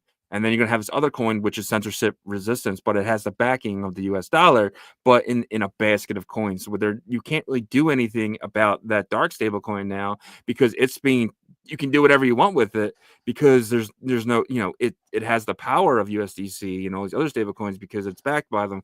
But in the same way, you cannot stop it. Yeah. These are the things that's going to be like really hard to stop. But yeah, you know, it's just it's a part of the game, I guess you would say. Yeah, man. All right, let's move along here. So Bitcoin Magazine CEO David Bailey, he's been telling us, hey, turn your notifications on. I was getting excited, and then I wasn't so excited about the news, but it's not terrible. So Bitcoin Magazine CEO David Bailey and holding company Nakamoto. So this is David Bailey's basically his hedge fund. They raised $710 million and merged with KindlyMD to form a Bitcoin treasury. So KindlyMD is a publicly traded healthcare and data company headquartered in Salt Lake City, Utah. It specializes in integrating traditional primary care, pain management, and behavioral health. So this is not a crypto company whatsoever. This is a medical company. They help patients and stuff like that. David Bailey actually merged with them, which seems like he bought a piece of it, and he's going to use the funds that KindlyMD has with the stock to actually buy Bitcoin and start a treasury. And they could do stuff like Michael Saylor is doing with MicroStrategy, doing it with a publicly traded company. This is wild news. I'm just thinking, what if this attempt at the strategy like works, right? Like he's able to get these, I guess, in a sense, kind of loans based off of shares, and just rinse and repeat. you're gonna have a lot of buy pressure on Bitcoin because another company might see this too. But it's like, is there a house of cards mechanism built into that? I mean, there's got to be, right? Like, I mean, you just can't keep doing that. And I mean, the number go up, it's great for everybody, but you know, it's kind of like the Big Short, right? No one knew those swaps existed, or they knew that people know they existed. No one paid attention to them. Yeah. And then once the guy, I forgot his name, Michael, whatever his name was like, holy crap, like there's an opportunity right here. You know, I just don't want to see that with Bitcoin.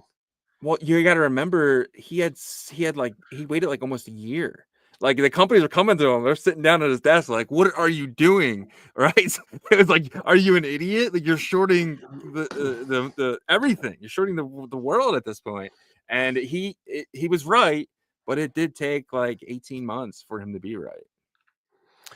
Yeah. So I don't want to see that either, but it's definitely. But you know, we'll see. We'll see. Yeah. We'll see what happens. I don't want to say anything negative because I do love it. It's happening, but it's very scary in that same way. All right, let's get into the last thing here before getting to fear and greed. So BlackRock has filed to allow in-kind redemptions for its iShares Ethereum Trust ETF. The ticker is ETHA, enabling direct exchanges of ETF shares for Ethereum instead of cash. So now, instead of cashing out, let's just say, you know, you want to be done with the ETF, you want to sell it, you can actually take the Ethereum that the ETF is accumulating. And so it's backed 1-to-1. You can actually redeem your Ethereum and go stake it if you want to. I think this is insane. This is pretty crazy, but it also kind of opens the door to people that say, well, I don't want someone else custodying my stuff. Like, well, you can kind of do some of your own DeFi stuff with this, right? Yep. I wonder if this will grow, but it also could onboard some normies that are just, hey, my hedge fund or whoever, my wealth management company handles all that stuff, and maybe one of his friends says, well, you can actually stake it, and so maybe it brings some participants into the DeFi sector as well. We'll see how it works. So what do you think BlackRock is getting? Like, what angle are they taking here? Where do they benefit? This is just the people who are saying, like, oh yeah, they're custodying your Ethereum. They have paper Ethereum. It's not even backed by Ethereum, right? So it kind of opens the door to conversation about, hey, like, there's no reason not to hold our Ethereum. Let us custody your Ethereum because it's backed 1-to-1. You can take it out whenever you want. I think it's just more of a selling point than anything else. Yeah. If you're worried about this, don't worry, because you can do this. Yeah, take it out. Like, if you don't want us custodying, take it yourself. But then you lose the power of Coinbase custodying your Ethereum, right? You lose the most trusted custodian in the world, which is Coinbase, to custodian your Ethereum. You can hold it yourself, but then there's risk involved with that. So I think this is more of a selling point, and it's a great selling point, honestly. So, agreed. All right. Let's kind of get into that crypto fear and greed here. So last week we're at a 52. Yesterday we're at a 70. And I don't even know how to hint this to you. We're exactly the same as yesterday. So I'm just going to give it to you. Yeah, so 70. I didn't want to say we're still on the low set, like, because it would have thrown you off. You wouldn't have guessed 70. So I'm going to give it to you today. But what do you think about this? Do you think we're still in 70, even though with the price pullback? For tomorrow, we still have time, right? We still have some time here. We're back above 103,000, so that's obviously good. Let's see what happens, because there was that big move that just happened that pulled us below 103, but it looks like it's starting to build back up. If it does build back up, we get back to like 104, 105, then we'll probably stay around the same, maybe a little bit less, just because there was still that leg down. So I think I need a little bit more time, but I mean, if I were to guess, I would say maybe take a stab at it for tomorrow, 65, 66. Yeah, I actually agree with that. I think you're dead on with that. We'll see what happens tomorrow. But let's get into the Bitcoin price action brought to you guys by Artura.finance. Artura, they're doing big things, guys. They're about to launch on mainnet and potentially on 2 mainnets. So the first mainnet will be Hemi. Hemi is backed by Binance. Hemi is a L2 on Bitcoin. You will be able to bridge your Bitcoin to there and actually use it in an EVM environment. We'll see what Hemi offers. But the one thing they don't have right now is a token. And potentially by using Artura.finance And on the Hemi chain, you'll actually be able to earn the Hemi token and the Artura token, double the airdrop, double the fun.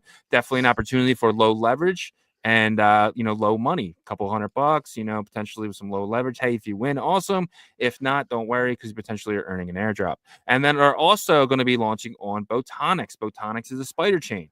It is looking like it could really, really take momentum because they're actually bringing a lot of projects like DXY and so on and so on. So there's going to be opportunity there for Artura to actually knock off one of the bigger guys, right? So I'm excited to kind of see, because the advantage of Artura, again, is the airdrop. So it's like, why wouldn't you at least try to earn on a site that I think is trusted, and that I believe that these guys are going to be building something not just your normal leverage trading platform, but actually something on the lines of potentially, the big dogs, right? I'm not gonna throw any names out, but you guys know who I'm talking about. They're a little hyper, but definitely looking forward to Artura Finance. Yeah, excited for what those guys have to offer here. But before we get into the Bitcoin price action, guys, help us out like you do every day on the YouTube side. Smash that like, subscribe to the channel, and turn your notifications on so you know when we go live on the X side, guys. Share the space. Let's educate, onboard as many people to the crypto and Bitcoin ecosystem, as well as Abstract. If you wouldn't mind sharing the Abstract stream link, we would greatly appreciate it. Let's get into some Bitcoin price action here. If I can share my screen.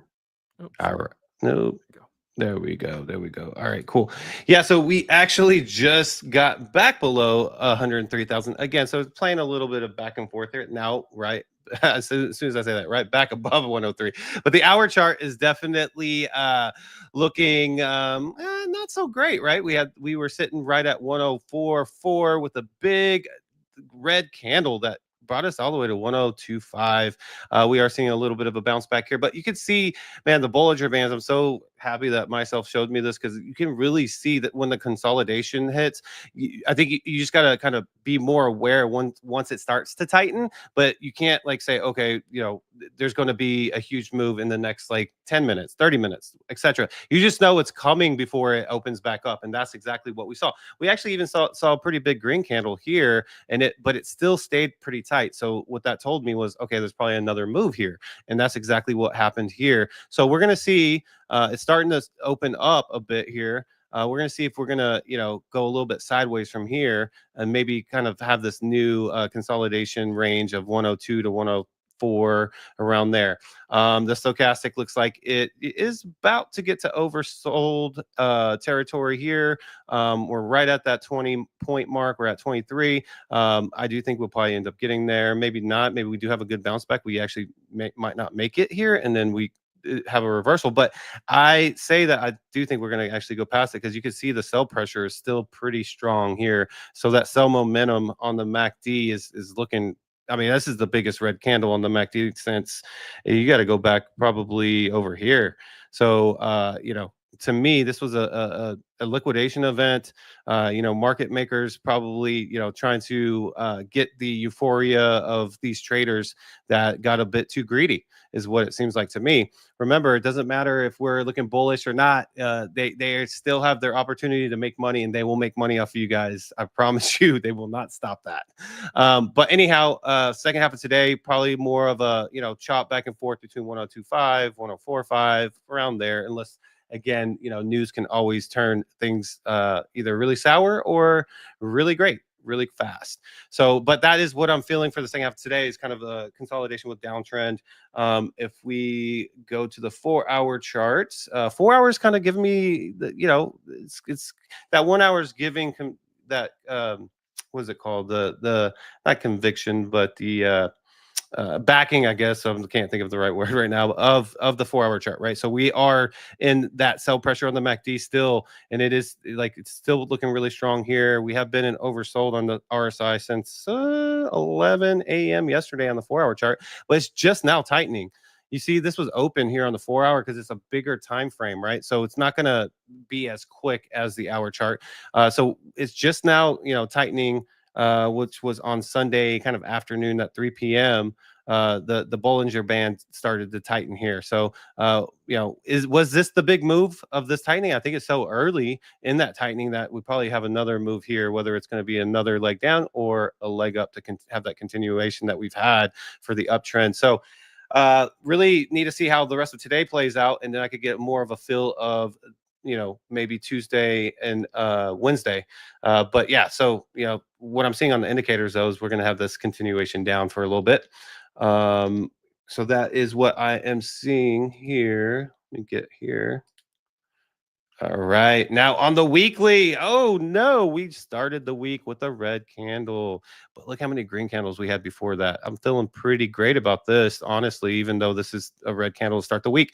But we did start, I think like 2 weeks ago with a red candle. It turned green. So just because it's Monday, we started red doesn't mean it's going to end red. We still have a good distance between this candle and the 50-day EMA, so looking pretty strong there. It is tightening here on the weekly, though. You can see the band starting to tight, but I think that's a good thing because maybe we end the week in green and have that another thrust up.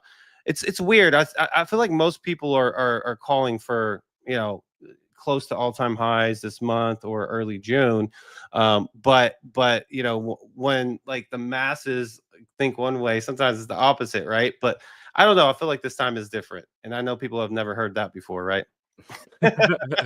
So it kind of reminds me of the past pump, right? The one before the couple months here, the one from like November, right? To where we were pumping. We had 3 good weeks, a red week, 1 good week, a red week, and then 3 more thing. I think then this is going to seem very simple. I mean, like it's going to look exactly like that, in my opinion. We're going to have that 1 or 2 red weeks, but then mainly for the 6-8 weeks, we're going to be green. What do you think about that? I mean, that could happen if what you're saying. It's the legs started a little different. It's 3 kind of medium to smaller legs. And then you had the red with a little bit of choppiness. But if this is where we start here and here, I'm happy with that because then that means we're going to end up somewhere like up here, right? Somewhere up there in outer space up there. But if it's kind of like the leg starts here, that I wouldn't love that because then we're probably starting to go into consolidation, which honestly getting to 115 is a still new all-time high, but it's not a great all-time high, right? It's like, oh yeah, but you always want more. That's human nature. Remember when everyone was saying though, once we pass 69,420, which was the all-time high, we're going to go to it went to 72 and then between 70 and 75. But no, it went right to 110, right? Like, so I feel like the same thing. Once we pass that all-time high, it's game on. Yeah. Could be definitely. But yeah, look, weekly chart looks healthy. Look, and you can see here, we have officially started the buy pressure too, right? So we have our green candle. I would love to see a humongous green candle on the MACD. That would probably give us, look, it could happen though. Because once you start, you kind of start small on all of these. And then eventually you build up that momentum because it's such a big time frame in the weekly that it takes that time to build up that momentum. And then bam, you get like a huge green weekly chart candle. And so that's what I think the hope is for here the next couple of weeks, maybe the next month, getting that type of candle, 1 or 2 of those. But yeah, looking pretty good on the weekly there. Let's take a look at the others. Ooh, that's the hour chart. Thank God. Because if it was the weekly, that would have been horrible. Let me reset this. We need a whole reset. Oh my gosh. Come on, guys. Come on. Trading View. I hate this. Oh, there we go. Let me just use my. Yeah. Okay. So taking a look here on the others, not too shabby. Honestly, we made it above the 50-day EMA though. That is good news. Like we were down here for a while, so this is good. This is kind of it fast tracked a bit, right? And now we're above the 50-day EMA. But I would like to see this candle that we're on right now a little bit stronger. I don't know. I'm very much paying attention to those variables, those catalysts that can put us into more and more risk on, because I do think that some of those things, whether it was the UK announcement with the US trade, the temporary announcement with the China and US, I think some of those did attribute to, the others in the alts kind of having more energy. So the more that we get those kind of headlines, the more I expect this to happen. But yeah, so that, I think we're sitting really good too in the others weekly chart as well. Let's take a look at the bubbles real fast. Ooh. Yeah, bubbles on the day. Not Huge horrible. bubbles. Not super amazingly great, but not horrible. I mean, you got like Toshi, which is on Base. It's a meme coin, up 34.7%. Giga, which is a meme coin on Solana, I think, up 11.7%. Rune, is that Thorchain? It's up. Yeah, it's Thorchain. Yeah, up 11.3%. And I'm on the 100 through 200. So I was like, why are these? There we go. Yeah. Right there, right in the middle. Fart coin is farting it up to 6.8%.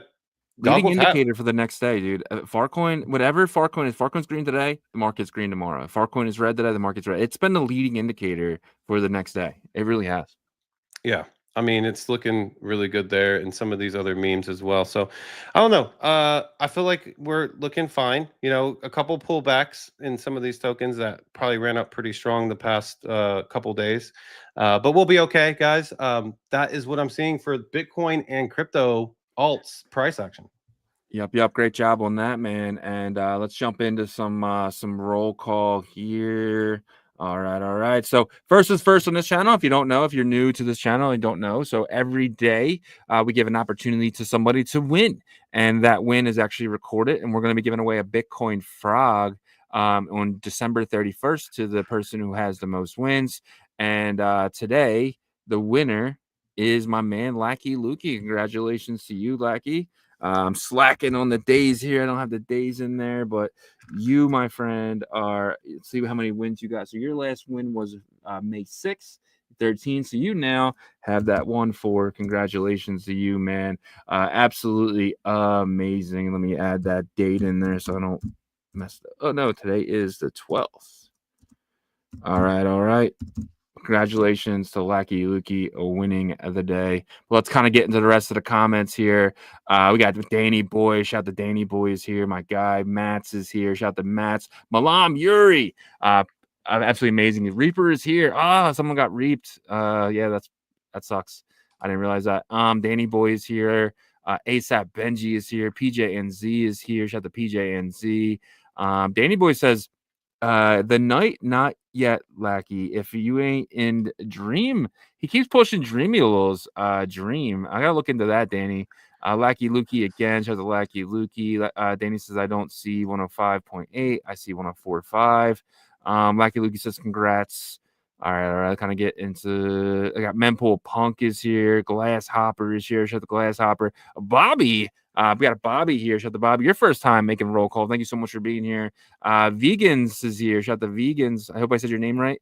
Vegans? If you guess. Yeah. So we got Mark from Launch Punk. Shout out to Mark. MoChain is here. Shout out to MoChain. He says, I missed the first commenter. That was, I think, MerlinChain. Superfan is here every single day. My guy, Superfan. Appreciate you, my friend. Kai Effect is here. Mike's Elf is here. He says, Willie Woo predicts 90% Bitcoin. He's a maxi. I mean, you can't really. Maxi's going to maxi, bro. Matt says up and away. And then Justin coming in at the last minute. He said, let's go, Ordinals. My guy, Justin. Appreciate you for being here. Appreciate every single one of you guys who makes roll call every single day. Absolutely amazing. Yes, sir. All right. All right, so this one's pretty good. We got USDT supply has topped 105 billion according to DeFiLlama. Tron now holds 48.57 share, surpassing Ethereum. So there's more USDT on Tron than Ethereum. Absolutely insane. That is crazy. But USDT's kind of gotten a little bit, I feel like, shunned. Right. Yeah. And we know that like Coinbase has really picked the USDC over it, and also I think the European Union put stuff out to where they're not going to support it or whatever. You can't actually use it, and so maybe a lot of it's just been taken off. I'm not sure, but this is big for Tron. Tron is like silently just gaining a lot of momentum, I feel like. Yeah, 100%. But that's a sign of something, right? So Tron is utilized in Asia. It's one of the biggest Asian chains.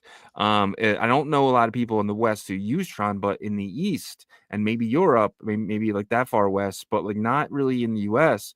So Tron, that's just telling me that the Asia is getting bullish again on crypto. And not to mention this news right here, BNB chain saw 2 million active addresses and go up to 8 million daily transactions in the last 30 days. I mean, that's absolutely insane. So it does look like Asia is really the ones pumping this market because they are pumping Tron and BNB. That's kind of the chains as a choice over in Asia. I mean, they use other chains, obviously Bitcoin and stuff like that, but Tron and BNB are heavily utilized. And I think there's money supply in China that's increased, as well as possibly stimulus or something. Yeah. Maybe they got some stimulus, but it makes sense if that's the case for them to kind of like that's what happened over here in 2021 for sure. You know what I mean? Like a lot of people use their stimulus checks for crypto and other things. But yeah, so it doesn't shock me that this has gone up, and hopefully it continues to go up, but from a global perspective, right? From a global level. And hopefully we have the craziest bull run of our lives. That's the hope, right? We just got to get there with a couple things need to get triggered first. Yep, 100%, 100%. All right, so over the course of the last 24 hours, there's two sectors of the market that have absolutely been going nuts. One of those sectors is Bitcoin Ordinals, and the other sector is runes. So let me actually show you this first. So we've seen the Bitcoin puppets up 54% in one day. Absolutely insane. Taproot Wizards up 10%. Ordinal Maxi was up 29%. Node Monkeys up 90%. But Node Monkeys have officially taken, the back seat now to Puppets. Puppets are that #1 collection. Node Monkeys and Puppets been fighting back and forth for a long time. Puppets said it is ours, and they are the #1 by market cap right now, the Bitcoin Puppets. But absolutely insanity coming here. I mean, all across the board. I mean, the frogs had a nice 27% gain.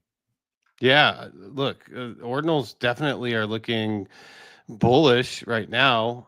Can this continue? Can this continue? I mean, if you look at the top, 20, there's only two that are not in the green, and it's Bitmap and OCM, right? Yeah. And they're barely in the red. You're talking about 3.5 to 4.4%. Everything else is like, majority double digits in the green. So this is a really healthy sign for Ordinals, and I love it because it needed this.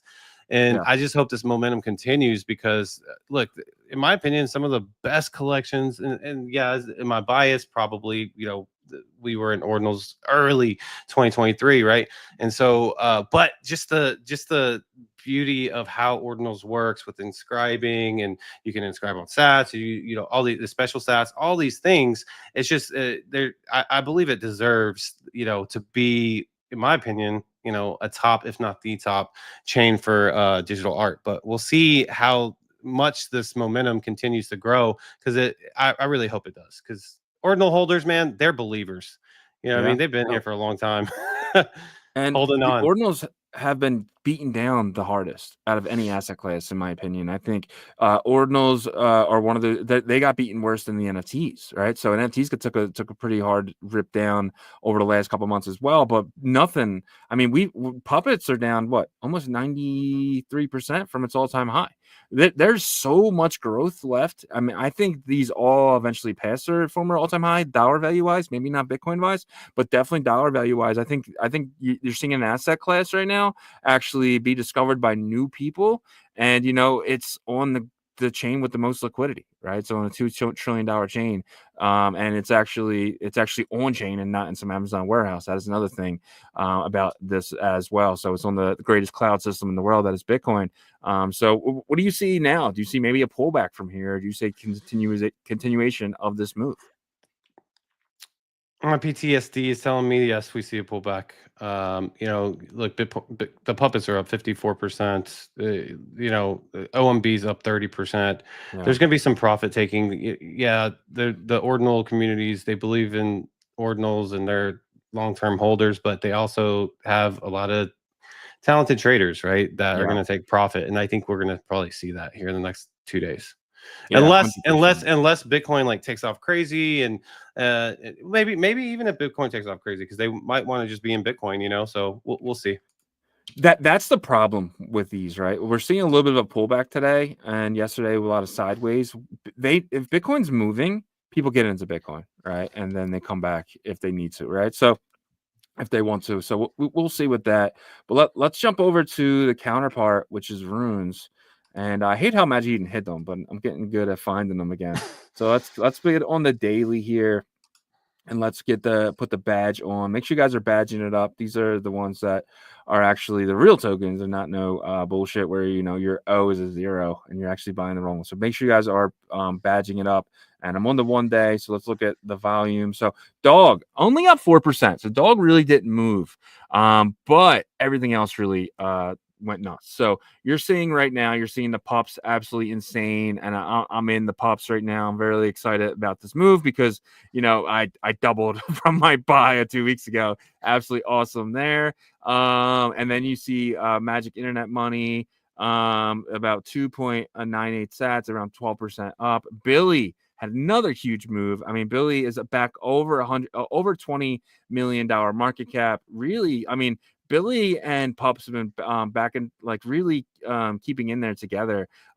Billy has been following Pups. If Pups moves, Billy moves. So we'll see if that continues, but it does seem that way. Gizmo up 20%. We do know Gizmo is basically a part of that community, the Pups community. So that's already seeing that growth. But then you see something like Bro Bear up 71%. I mean, wow, what a move this one. Back to 2.5 million. Very low cap though. Yeah, I feel like Coop tweeted about it. He did. I actually saw, but it's like there's believers in Bro Bear for sure. There's a community there. But if I feel like it's if I mean, and this goes for most of all the runes, right? Like if dog isn't really thriving, or the ecosystem isn't like top 4 isn't thriving, then the ones that are in that next tier, they're not going to move, right? So now they're kind of piggybacking, and that's what I see with Bro Bear. Memento Mori's kind of doing that. RuneCoin's tricky. That's something that I probably wouldn't play that dancing game with, because it seems that one dances around too much.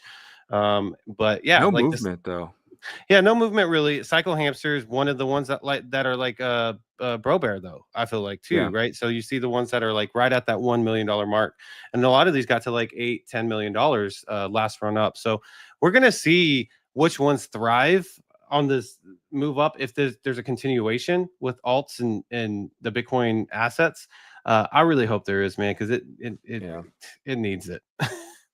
No, I agree. And then you got guys like Mr. Yen up 22%. I'm glad Mr. Yen's moving there a little bit. Let's see. Uncommon Goods hasn't moved at all. Wow. Why do you think people are bearish on Uncommon Goods right now? It's sitting at 3.7. We do know there's inflation on this. This is one of the few runes with actual inflation. But what do you think about Uncommon Goods, Rune 0? I think that it's because of that, right? The way that the mechanism works with it, and people are kind of like, well, it's not going to be the like Uncommon Goods is a very long-term play, and you got to play it right and all these things. So I think a lot of people are interested in this short-term flip right now. Unfortunately, until there's more sustainability, if this run up shows sustainability and it lasts for 2 to 4 weeks, then I think we start to see some real liquidity come into the runes ecosystem.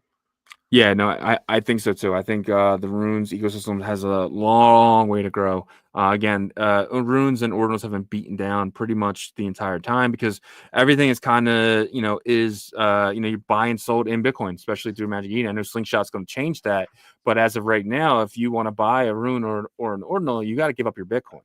And if I'm sitting there telling you that Bitcoin's going to potentially 300K this year and 700K next year, why the hell would you want to sell your Bitcoin? Especially when a lot of the times, these runes and ordinals might go up in dollar value, but they might not go up against Bitcoin. So you're actually losing Bitcoin, which is the actual hardest money in the world. Yeah, I think we're gonna really see a test here coming up with the Slingshot integration, because think about this, like Bitcoin and Doge, you had to use fiat to buy those in the beginning, right? Yeah. Because like it's the chain token that you had to do that, right? And that's how you got onboarded there, right? But with like these other tokens that launched on Ethereum, Sheeb and other like Floki, whatever the other memes and stuff like that, you're able to maybe get like USDC into Coinbase, transfer it over. So many different options, to wrap Bitcoin, all these different options to purchase it. With Slingshot, you're going to have the ease of fiat, all these things to purchase directly. And I think that's going to be a game changer. I hope I'm right. We're going to see the test very soon, though. Yeah, man. Looking forward to that there. Is there anything that you're thinking about getting into right now? You're sitting here, let's just say you have like $2,000 on the sideline. You're like, hey, I don't want this. I don't want to just sit on the sidelines and watching these things pump. Should I wait, or should I potentially maybe get into something that hasn't ran yet? What would your options be here? It's tough. When I look at the runes right now, I'm in my mind, because I've been conditioned this way the past 6 months, is I'm expecting a pullback. Yeah. I'm expecting a pullback. And so I would probably wait to see if there's a pullback. Again, if I'm proven wrong, right, and there's 2 to 4 weeks of sustainability in terms of growth of market cap, we've seen about a week and a half right now, I think, right? Like you've seen Billy, I think when it started to move, it was at like 7 million. It was that low. Pups was at like 10 to 12 or something like that. And so you're seeing this growth over a week and a half, but can it sustain into, because these guys need to hit levels. You got to remember, Billy was at 155 million. Pups was at 200 plus million before. Now they're sitting at 23 million and 46 million. So the next level, they gotta reach their previous all-time highs, and then how long does that take? How long does that take? That's the question. And if they feel like if it feels like they're getting stalled out on the way to their previous all-time high, that's what worries me, because it's like, okay, the time is not yet. It's not ready to go full degen. But if it doesn't stall and it's a continual growth, right, with like incremental pullbacks, okay, that's fine. But if the energy is still there and it's continual growth, then it's game on, right? Then they hit the previous all-time highs. Then it's like, where can it go from here? Yeah, but previous all-time high, I mean, we're talking a 2.5x for Dog, a 10x for Pups, a potential, a 7x for Billy. I mean, 5x for Pups, I think. I thought Pups hit 400K. 400 million, you mean? 400 million, yeah. I could be wrong about that, but I thought it hit like 200. It could have hit 300, or maybe 400. Maybe it was wrong. I gotta look at the history. I know for a fact Billy hit 155. Yeah. That's still a 6x, right? But I mean, that's what I'm saying now. I mean, people would last a whole bull run for a 6x. I mean, that's what people on XRP are hoping for, right? So it's like, are you willing to miss that before you you wait? Like, you know what I mean? Like that. Yeah. I don't know. Like I'm holding my bags. Yeah. What I mean? I'm not getting out. I'm holding. I'm trying to set my expectations correctly. Yeah. Is what I'm trying to do. I'm just thinking about newer people. Like, I still consider these being amazing buying opportunities, no matter if you get in here or you get in 20% lower or even 30% lower. I think maybe a DCA approach. Do you think that could work? Maybe Absolutely. $2,000, $200 today, $200 on Wednesday, $200 on Friday, $200 on Sunday. Maybe that's the way to go. It's where you're in, but you're not fully in, and you're okay with it dropping because you're getting more of that asset. Absolutely. I think that's a really smart strategy at this point. Right? Probably don't over leverage yourself, right? But doing a smart DCA strategy into these market caps, it makes a lot of sense. Yeah, man, 100%. Let's go look at some alkanes, because I mean, if you're talking about runes right now, one of the highest, talk in the town. I definitely see guys like TB Spears talking about alkanes today. I'm not really sure what he was saying, but it was what is it? It's idclub.io, right? I think that's yeah, idclub.io is the best place to go check out Alkanes. Let me bring that up. So we were looking at Alkanes, get a view all here. Okay, so let's change it to market. Me and Slow were looking at Saturday night. We were messing with Alkanes. He's huge on Alkanes because he's not buying anything though. He's accumulating airheads and putting them on the oil wallet because he's earning diesel. He's earning experience points, and that experience points will actually earn you diesel. So he's like, yeah, I'm not buying any of this stuff. It's too risky. But I'm just accumulating airheads and putting them in my oil wallet, and that's going to give me the diesel because there's like 30% allocated to airhead holders. Wow. Okay, and that's sitting at a $16.5 million market cap. So yeah, I mean that's impressive. Yeah, I mean it's up 54%. So it got down to 8. Right, so this one got all the way up to like 50. So this has been, the Alkanes have been really, really beaten down, especially since Odin kind of jumped back, like, you know, people are using Odin again. So what do you think about these? It does seem like the only investable ones right now are diesel and methane. I can't really imagine getting into anything else unless your risk tolerance is through the roof. Yeah, I mean, BitCat is also a rune on Odin Fund, and there's 2 different ones over there, right? So it's like, yeah, you gotta have a really high risk tolerance there. Which one was the first one? Was it diesel or methane? So methane was the first fair mint. Diesel was the first token. This is their basically Rune Zero, if you want to put it that way, right? This is their personal token, the team. And then methane was the first token that was actually fair launched, and it gives 0 supply, and then you just had to go to mint alkanes.com to mint them. Yeah.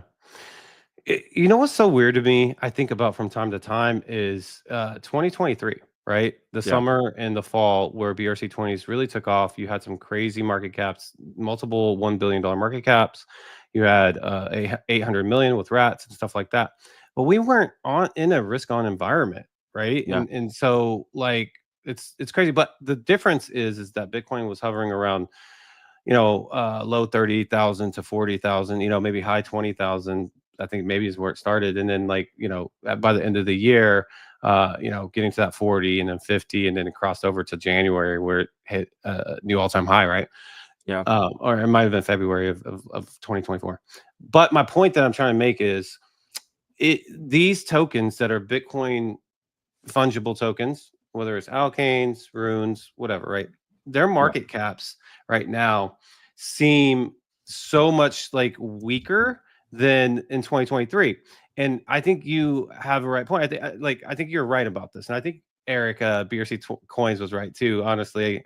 Hate to admit that. No, just kidding. I love Eric. But you know, in terms of Bitcoin's price going up and its momentum, you have these really like, you know, probably decent sized Bitcoin whales that are in our ecosystem, right? Either they made a lot through Ordinals collections or, you know, the BRC20s or whatever, and they want to partake, but they're not going to until there's this, okay, Bitcoin is done type of situation, right? And so it almost makes me wonder when Bitcoin does finally say, okay, I'm at $200,000, I'm chilling out. Do the fungible token, Bitcoin fungible tokens explode to crazy market caps at that point, you know, and ordinals as well? Or is it stay the same? You know what I mean? And it's going to be an interesting kind of, I guess, maybe you can make it into like a case study to see how it reacts. Because if it reacted like that in 2023 when Bitcoin wasn't running and people were like, okay, I'm not going to miss out by getting out of my Bitcoin. I'm actually going to miss out if I don't get into these ordinals or these Bitcoin assets. Right? The psychology has flipped a bit. And so when do we go back to the other one? And when we do, how crazy does it get? Well, let's just say Bitcoin gets to, you know, 280, 300, and people are like, well, you know, how much further can it go? Am I going to be on Bitcoin and get 20%? I mean, that's when you get risky. And on top of that, you bought Bitcoin at 60, 40, 30,000. You're sitting on a lot of, you know, money that you potentially see as house money. That's the money. That's what we're waiting for. That is the time you're going to see altcoins and stuff on the risk curve really blow up, because it's a lot easier to throw a $20 in something when that $20 was something you already won from the last game, right? So I think that is a big difference of house money, and I do think we're going to get that. But maybe we have a little bit of Bitcoin to go first, but it doesn't mean these guys can't move with it, right? But we're not going to see those those 10, 20x gains until Bitcoin kind of people feel that it's topped or getting close to the top. Mm-hmm. Makes a lot of Yeah, sense so. there. Are we getting Merlin Monday by any Let's chance? But if not, see. we can jump into some take care of that. I'll just jump over to Odin.fun. So Odin.fun is something that we've been playing on for a while. Possible airdrop opportunity. I think people don't really remember that at all. But Bob said on our stream that there will be a token for Odin.fun. So potentially by using this, you will be able to get that airdrop. So that's just something that another reason why I've been kind of on Odin.fun. But you're seeing Big Cat kind of takes that number one spot, 7.2 million. Odin Ape sitting at 7.1 billion. And then Odin Dog, which is the OG token, the number one token, really took a hit when Bob's account got hacked. Bob was sitting on about 4 to 6% of the Odin Dog token, and that got drained out. It got sold on the market, and then that Bitcoin was withdrawn. And then Odin Dog hasn't really recovered yet, which is a great opportunity for something like Odin Dog. And then we have the 4S scan or Forsetti scan sitting at 4.7 million. Shocking to me because I remember this thing at like 200 million. And I was like, what is foreskin? But it's actually Forsetti scan, and it's sitting there. Really, dude, I'm shocked at Forsetti scan right now. Yeah, well, that one was so weird, and I feel like it was a builder from the ICP community that launched that token. Yeah. But it's like a utility token, so I guess like it ended up getting pushed. Look, we all know that there's like large like Chinese groups in Odin, and when they want a token to moon, they will make it moon. Yeah, 100%. Yeah. 100%, man. So. All right, guys, it is 12 o'clock on a Monday, and every 12 o'clock on a Monday, we have our great guys over at Merlin Chain joining us. We have Jeff joining us as always, and Merlin Chain is actually building something really amazing. They're building a wizard. And Friday night, I was messing around, and I think it was Friday, we actually discovered live on the show that Merlin said 0.3. And we're like, what is this? Because we were so used to 0.1. So we're really looking forward to getting some announcement from Jeff. He was on the show earlier today talking about introducing Merlin Chain to a lot of Cardano-based users from the Tokyo community who are now bridging their way to Bitcoin. So it's absolutely amazing to see. And I think Merlin Chain is one of the chains that are going to have a lot of adoption coming up because in our space, first is first. And they were the first chain to have ordinals, the first chain to have runes, and the first chain to really be able to bridge there and actually have some fun in an EVM environment. So without further ado, let's bring up Jeff. Jeff, welcome back to OnChain Revolution. Thank you for joining us for the second time today. Yeah, it's like 2 hours. We appreciate you, and we know it's late over there, so we can do kind of a quick update. But before we get into that, I always like to ask you about the market, because you've been in the space since, the early days. How are you feeling with the health of the market? Bitcoin's obviously been aggressive. There's some pullback today, but alts seem to also have some energy too. What's your assessment right now from what you see? Yeah, I think we talk about this in February, like all the time. That is there a second half? So yeah, I think at that time, my prediction would be, for like 3 months, the market is pretty bad, but the second half will come because we haven't seen the real bull cycle. This time we see some moves, but not something in our mind. So I think I'm very bullish on the market. From Q2 to Q3, of course. I've seen lots of investors and builders are very bullish about that as well. But I think in the past history, crypto history, the second half will be more like unstable. The price pump will be quicker. Like in the first half, you have some time to think about it. Like we have the Solana meme in like February, we have the bunk, we have the BOMI, we have the width in February, but we still have like about like 10 months to try to learn about pump fund, try to learn about the trading bots, and the early adopters, they actually get the profits in late 2024.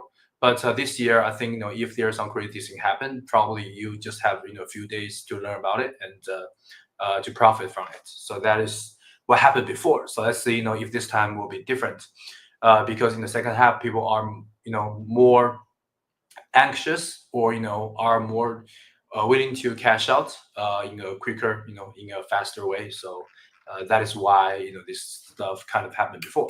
But yeah, let's wait and see. And I'm really looking forward to some new narratives or new innovation this year.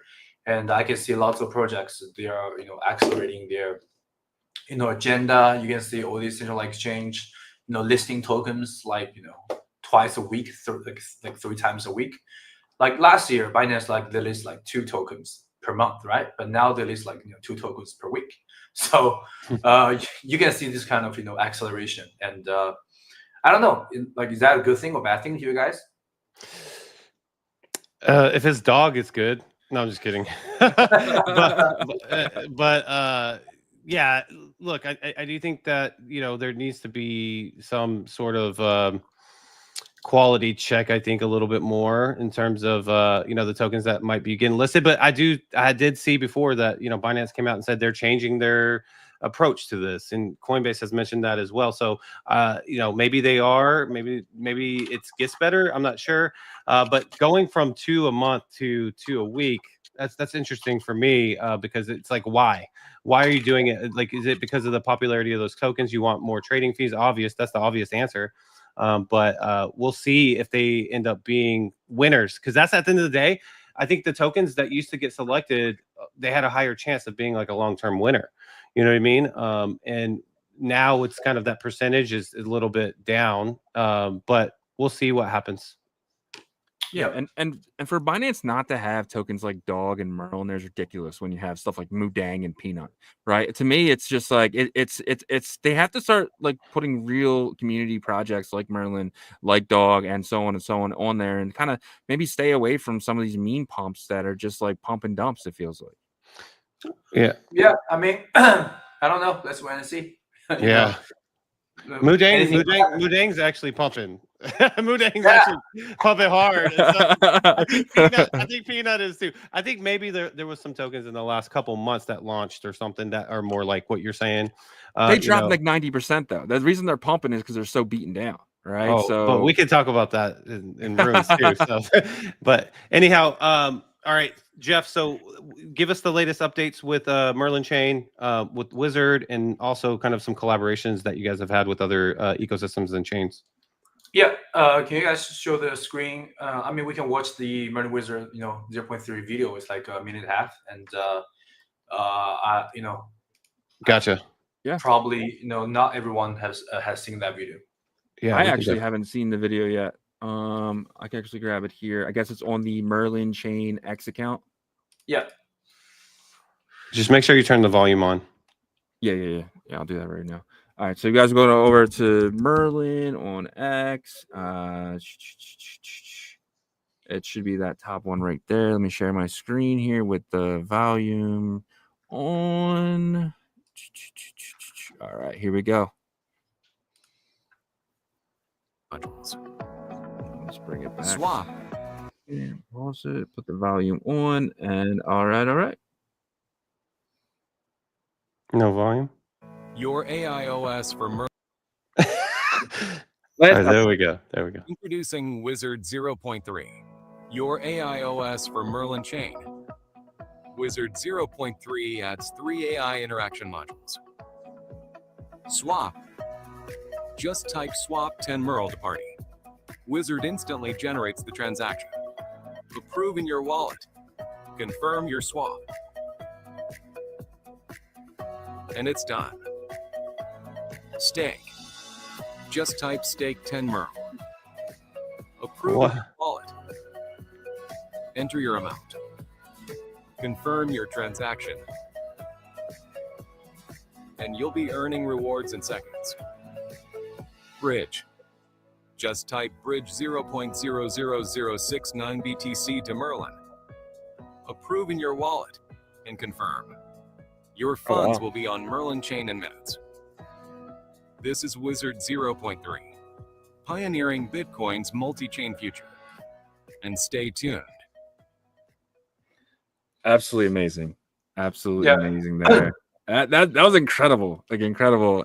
So that was the biggest question I had, right? So I don't, the bridging process, got a Merlin.io, type it in and stuff like that. If I can just go to the wizard and say, hey, bridge over, I need 0.001, I need 0.009, bridge that over for me, and then just my wallet pops up and it's good to go. I mean, that's amazing.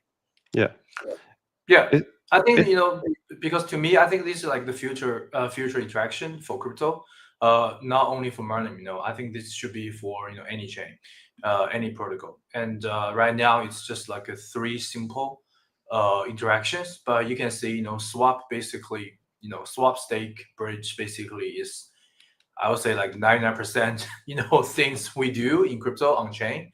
So in the future, I think we are trying to make this more universal with all assets, with all chains, with all wallets, and I think this could be how the new users, the massive adoption happen for crypto, because learning all this kind of like go to the swap, find your token contract, add that token contract, like all this is like really painful for the users, like especially like you see all these users on Bitcoin layer 1 who are, I would say, they are experienced traders, but they haven't tried EVM before, and now it's going to be much easier for them to try to. Yeah. And we've seen other AIs, right? Like it'll be like buy peanut and it buys the wrong peanut, right? So that's the thing. And I guess my question for you is, how do people avoid that? Maybe ask the AI first to have a conversation with it and say, what's the dog contract address with the most volume, right? Is that kind of ways to kind of make sure that you're getting the token that you're really looking forward to?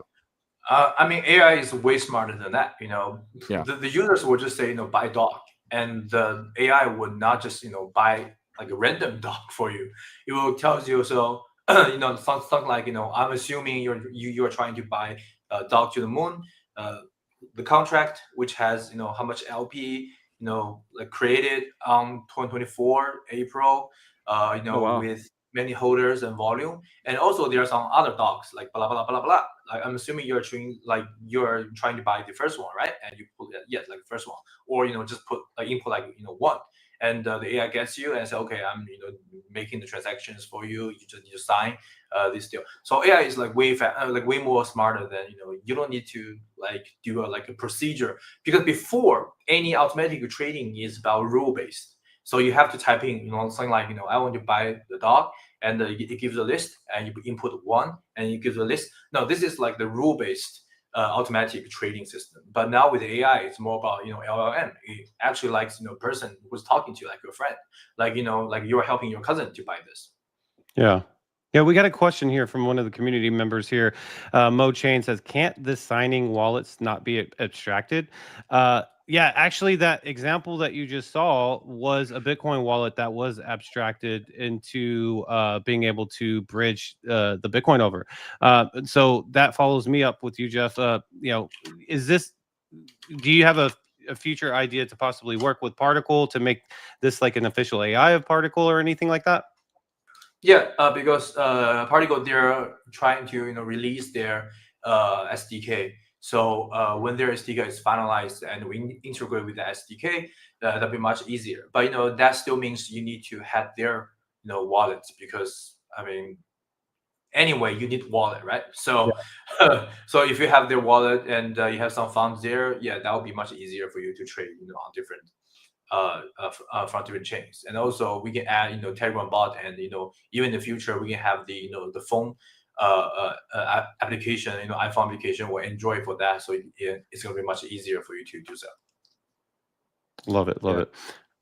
Have you been looking at what people are doing with the AI yet? Are they just having conversations with it, or are they making moves? Because we do know this launched on potentially last Friday. So have you seen anything in the back end that'll tell you that this thing's kind of picking up? Yeah, I mean, we've seen like lots of discussions in the community, and people try this. Some people find some bugs, but in general, it's like a safe thing. some people, they're trying to talk in different ways to the AI, and they're trying to figure out if the AI understands what they're saying. Because if you say swap Merkle to party, of course the AI understands that. But sometimes like not everyone speaks in the same way. So yeah, I think people are trying, people are imagining what's going to happen in the future. So that's why we bring the kind of like the base version, the infra type of functions first, and then we dig into how to go to market. Because like if you're not doing anything like for fun or like for profits, this won't be used at all. So we're trying to find that angle to help more users, not even from MerlinChain, they can be using this. Yeah. I think a lot of people will end up using it if there's more things. Obviously, the 3 is the great way to start with those DeFi functions. Okay, so last thing, we know that there's a lot of stuff happening with MBTC. Any updates on that front with like partnerships and stuff? Yeah, so we are in Dubai last week, and talking to many builders. We went to the staking event with Bitcoin. Actually, the host is that's the typical BTC5 conference, but the host is actually Ordinals OG. So like we talked for a while, and he asked, does anyone have? I think he asked about the puppets, and nobody in the room raised their hand, but that was sad. That was sad. But yeah, we had a great talk, with Stacks, with Babylon founder as well, and we and also we're going to the Sway Foundation event. They have lots of partners there. They have some new, really good, DeFi protocol coming up, and their ecosystem is giving, incentives for users to do all kinds of tradings, on their chain. They have about 2 billion TVL just in DeFi, and I think MBTC, we're trying to work with them. We're trying to, put something together, and I know, Sway is one of the biggest players right now, and that is good news for the MBTC holder. If we can. Finish this partnership with Sway, but nothing is finalized yet. But I think we're trying to push as far as we can do, and you can see because the market is reviving, so we can see lots of projects are going to doing this kind of campaign in the next month or two. So I think MBTC is definitely going to get more exposure to all these chains. And don't forget WBTC. I think they just I don't know if that can be said, but I mean they're a DAO group, and I see like new 2 new members came in. So I think when they finalize their core DAO, we'll be shipping something as well. So, how does MBTC work on the sense of, let's just say I want to put it on Sui, I'm getting yield paid in Sui, right? So do I have to go buy MBTC on Merlin and bridge it over? Like, what's the best way to get MBTC on Sui when that door does open? Yeah, so the easiest thing would be first, go to the wizard and say bridge, 1 Bitcoin to Merlin, and your Unisat wallet will be bridging 1 Bitcoin to Merlin, and on Merlin you will be having the MBTC, and we have the MBTC. You can use the bridge. You can use the Misam, the free tech bridge, to bridge that to Sway, and go to their DEX. They'll be having MBTC to, for example, MBTC to WBTC trading pair, which that trading pair will be very stable, right? It's more like 1-to-1. Sometimes like a 1% change, but mostly it's like 1-to-1. So you won't be losing like anything at all. But by doing that, because people are trading this, so you'll get the APR from the trading, which is on every DEX. You will get that. Second, you will be getting the incentives from the Sway Foundation if we had the partnership. So that incentive is really good, for BTC holder. Third, it will be you will be getting the token airdrop from that DEX, which the Cetus Sway first DEX is already listed on Binance, and their second DEX is crazy right now. Like many people expect that second DEX, which is one of the core builder from the Sway Foundation itself. So the second DEX will be airdropping their tokens to you. So imagine that you're just creating a pair with MBTC to WBTC, which is like no loss, and that doesn't lock your token. You can pull that from LP, bridge back anytime you want. So it's not like locked there for like 3 months, 6 months. No, it's like very, very liquid. just providing LP. So if you are holding Bitcoin, I don't see any reason you're not doing that, because this is like 10 or even more, like percent APR on your Bitcoin. Wow. That's actually massive. You're not only earning the SUI reward, the trading fees, and potentially an airdrop as well. Absolutely amazing, Jeff. Absolutely awesome. I have just one last question, if you don't mind. I want to take it back to the wizard a little bit. Let's just say I'm trading on Surf. I'm taking leverage out. Would the wizard be able to help me actually maybe come up with a strategy of when to take profit and stuff like that? Can I strategize with this wizard to potentially make some money on Surf? Yeah, that is definitely like doable. I think most AI team can ship that function in like a day or two. But the problem with that is, does that strategy work? Because we've been trying this kind of because when you have intent and then you can trade. Right now we are doing the execution part, but the intent part is always the hardest part, because to me, there are always like two scenarios. First, it always tells you the best strategy, which is, like buy Bitcoin, stake Bitcoin on Sway to earn yield, which is liquid, right? But the best strategy, people just don't take that advice. And the second scenario, it will be something, crazy, but, can be wrong, because there's no like winning strategy for all. So I don't know. I think that's like has like lots of potential there. And also, like if the wizard can find the alpha, like for example, it will say, like there's some people talking about this token on Bitcoin Layer 1, or talking about this token on Solana, and it encourages you, to try to buy some. And when you buy some, it doesn't always make money, or sometimes, it goes, like 2 times higher, but when you're like sleeping, and when you woke up, it was like, that like rug pull. So we're like, we had like lots of like this kind of internal testing before, but we're not willing to take the risk at this moment, because people make money, people don't thank you, people lose money, people blame you. So that's the perfect explanation of the crypto space. yeah. And when you're like your big target, people will attack you more, because they think you can pay them back. And like so let's wait and see. But I think that definitely has like the most potential in the AI area. Yeah. I love it, man. Absolutely amazing. I just want to thank you for your time again today, man. Joined us twice today. I really appreciate your time, Jeff, and thank you so much. Cool. All right. See you guys. Bye. See you later. All right. Pretty amazing show. We're 2 hours and 24 minutes into this, guys. 550 people in here. It's been a great Monday. Really appreciate every single one of you guys. Appreciate the guys from Tokyo for letting us host their Bitcoin Blitz. And remember, guys, download that wallet. 100% want to download that wallet, take a screenshot of it, and put it in the comments. You still might be able to get in if you haven't yet. So if you're interested in doing that, and join us at 2 o'clock for another giveaway opportunity as well. 2 o'clock Eastern time, that is 1 hour and 30 minutes away from right now. It's going to be fun. It's going to be exciting, guys, but be over there, and we'll see you over there.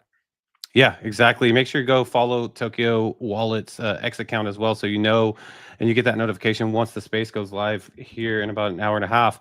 But we thank you guys so much, man. You guys support us, and we're so thankful. Without you guys, we couldn't do this every day, and we are very, very grateful for that. If you could also check out our partners, we greatly appreciate that, as well as that they're kind of the second half of what allows us to do this. Sats Terminal is an aggregator DEX for the Bitcoin ecosystem, fungible token ecosystem actually, and right now focused on runes. You can find the most liquidity and best prices for runes at satsterminal.io.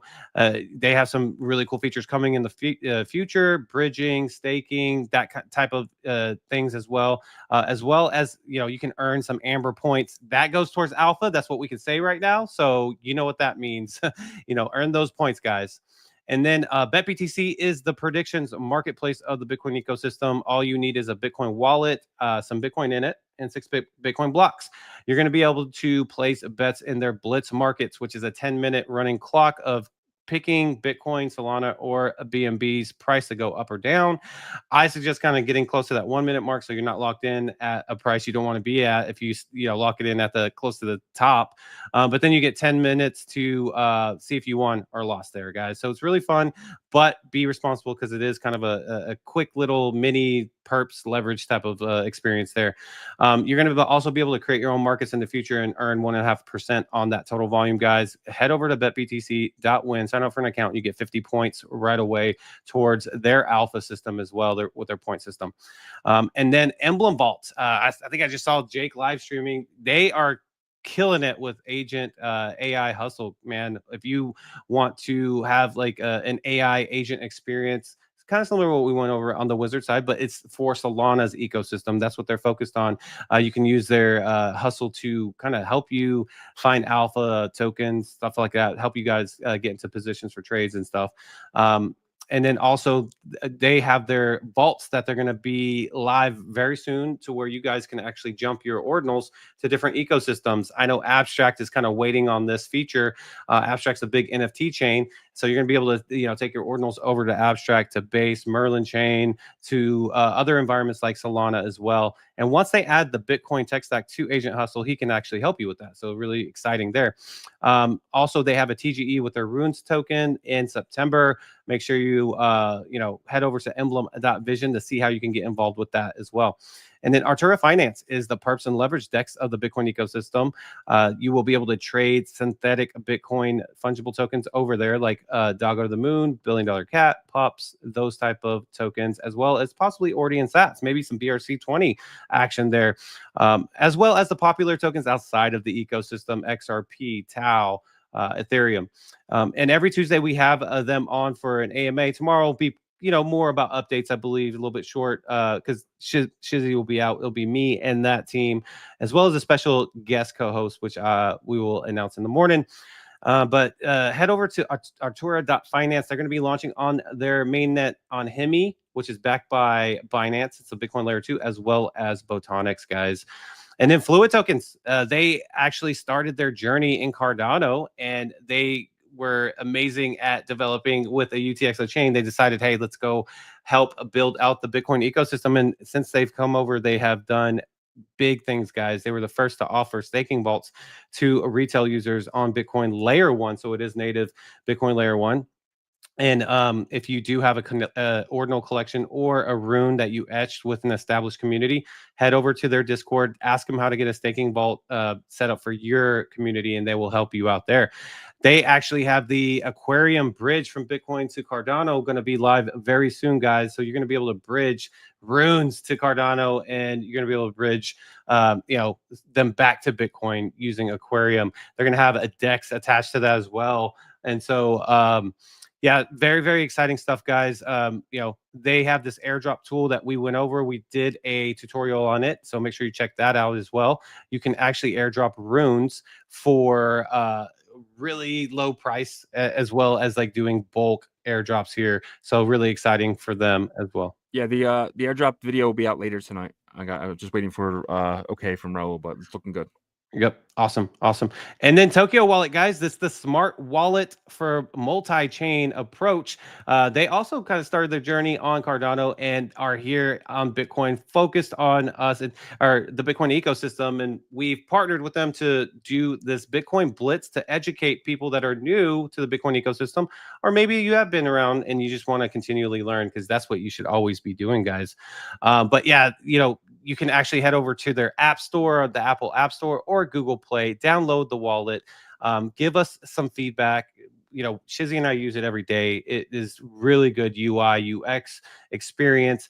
And if you go to the 2 p.m. Eastern spaces and you download the wallet and you take a screenshot of the Bitcoin address, which is easy to find there, put it into the comments for the space, under the space, and you'll be entered to win a raffle, out of a raffle to win 13,000 Doggo to the Moon.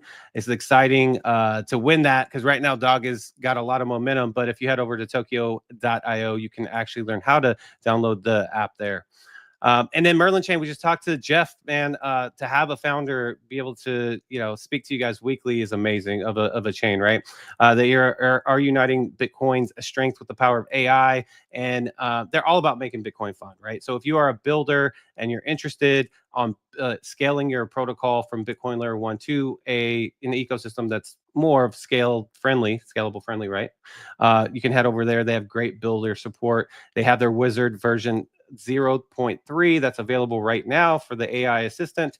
And if you want to earn 15% APR on your MerlinChain tokens, the Merl token, you can actually head over to merlinchain.io and click stake, and you can stake them directly there to help secure the chain.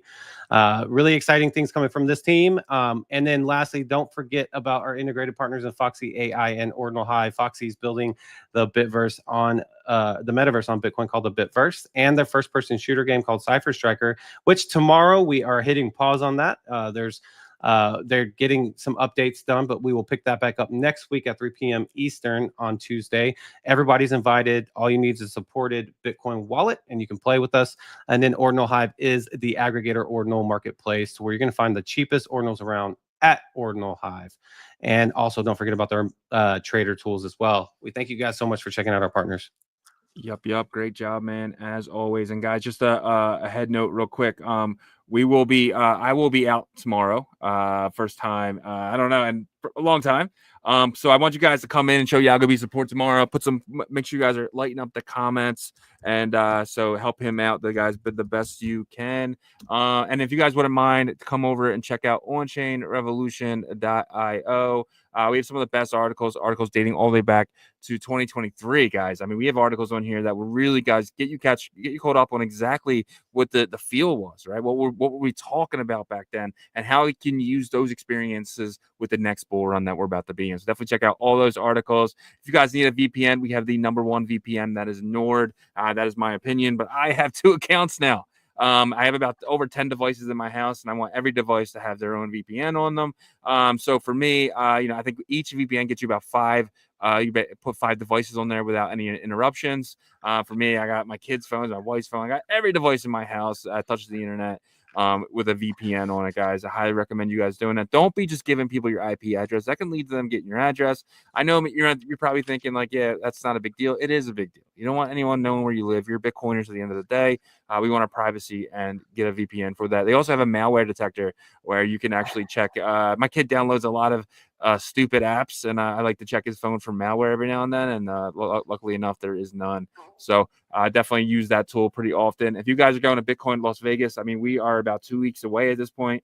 The tickets are probably going to get really costly, but if you guys want a discount, you can pay in Bitcoin and use our link. It definitely helps the show. If you guys are looking for merch for this event or any event, check out our merch store, guys. It is some of the best merch in all of crypto. And if you'd like us to add something, yo, Shizzy, can you add my Bitcoin frog? Yo, Shizzy, can you add my puppets? Hey, Yagobi, can you add my Billy cat or whatever? We can put your name on a shirt. It doesn't matter, guys. Let us know. We can add anything to the store for you guys to purchase to make sure you guys are wearing the best gear at these conferences. Or if you just want to lay around at home, check out OnChain Revolution.io. But long show. But we appreciate you guys. We are live Monday through Friday, 11 a.m. Eastern, 10 a.m. Central, 8 a.m. Pacific, and 3 p.m. UTC. Check us out all week, guys. Until tomorrow. Peace.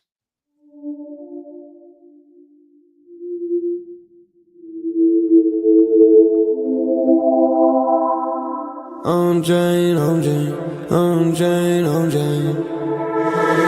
Revolution, roll call. Market recap. You're not bullish enough, no. You're not bullish enough, no. Look at the price go. Bitcoin control. Why you still coping? Price action rolling. Don't fall for bear track. Swapping indexes and putting it up in the sex. I can take profit right now. OnChain is where I be now.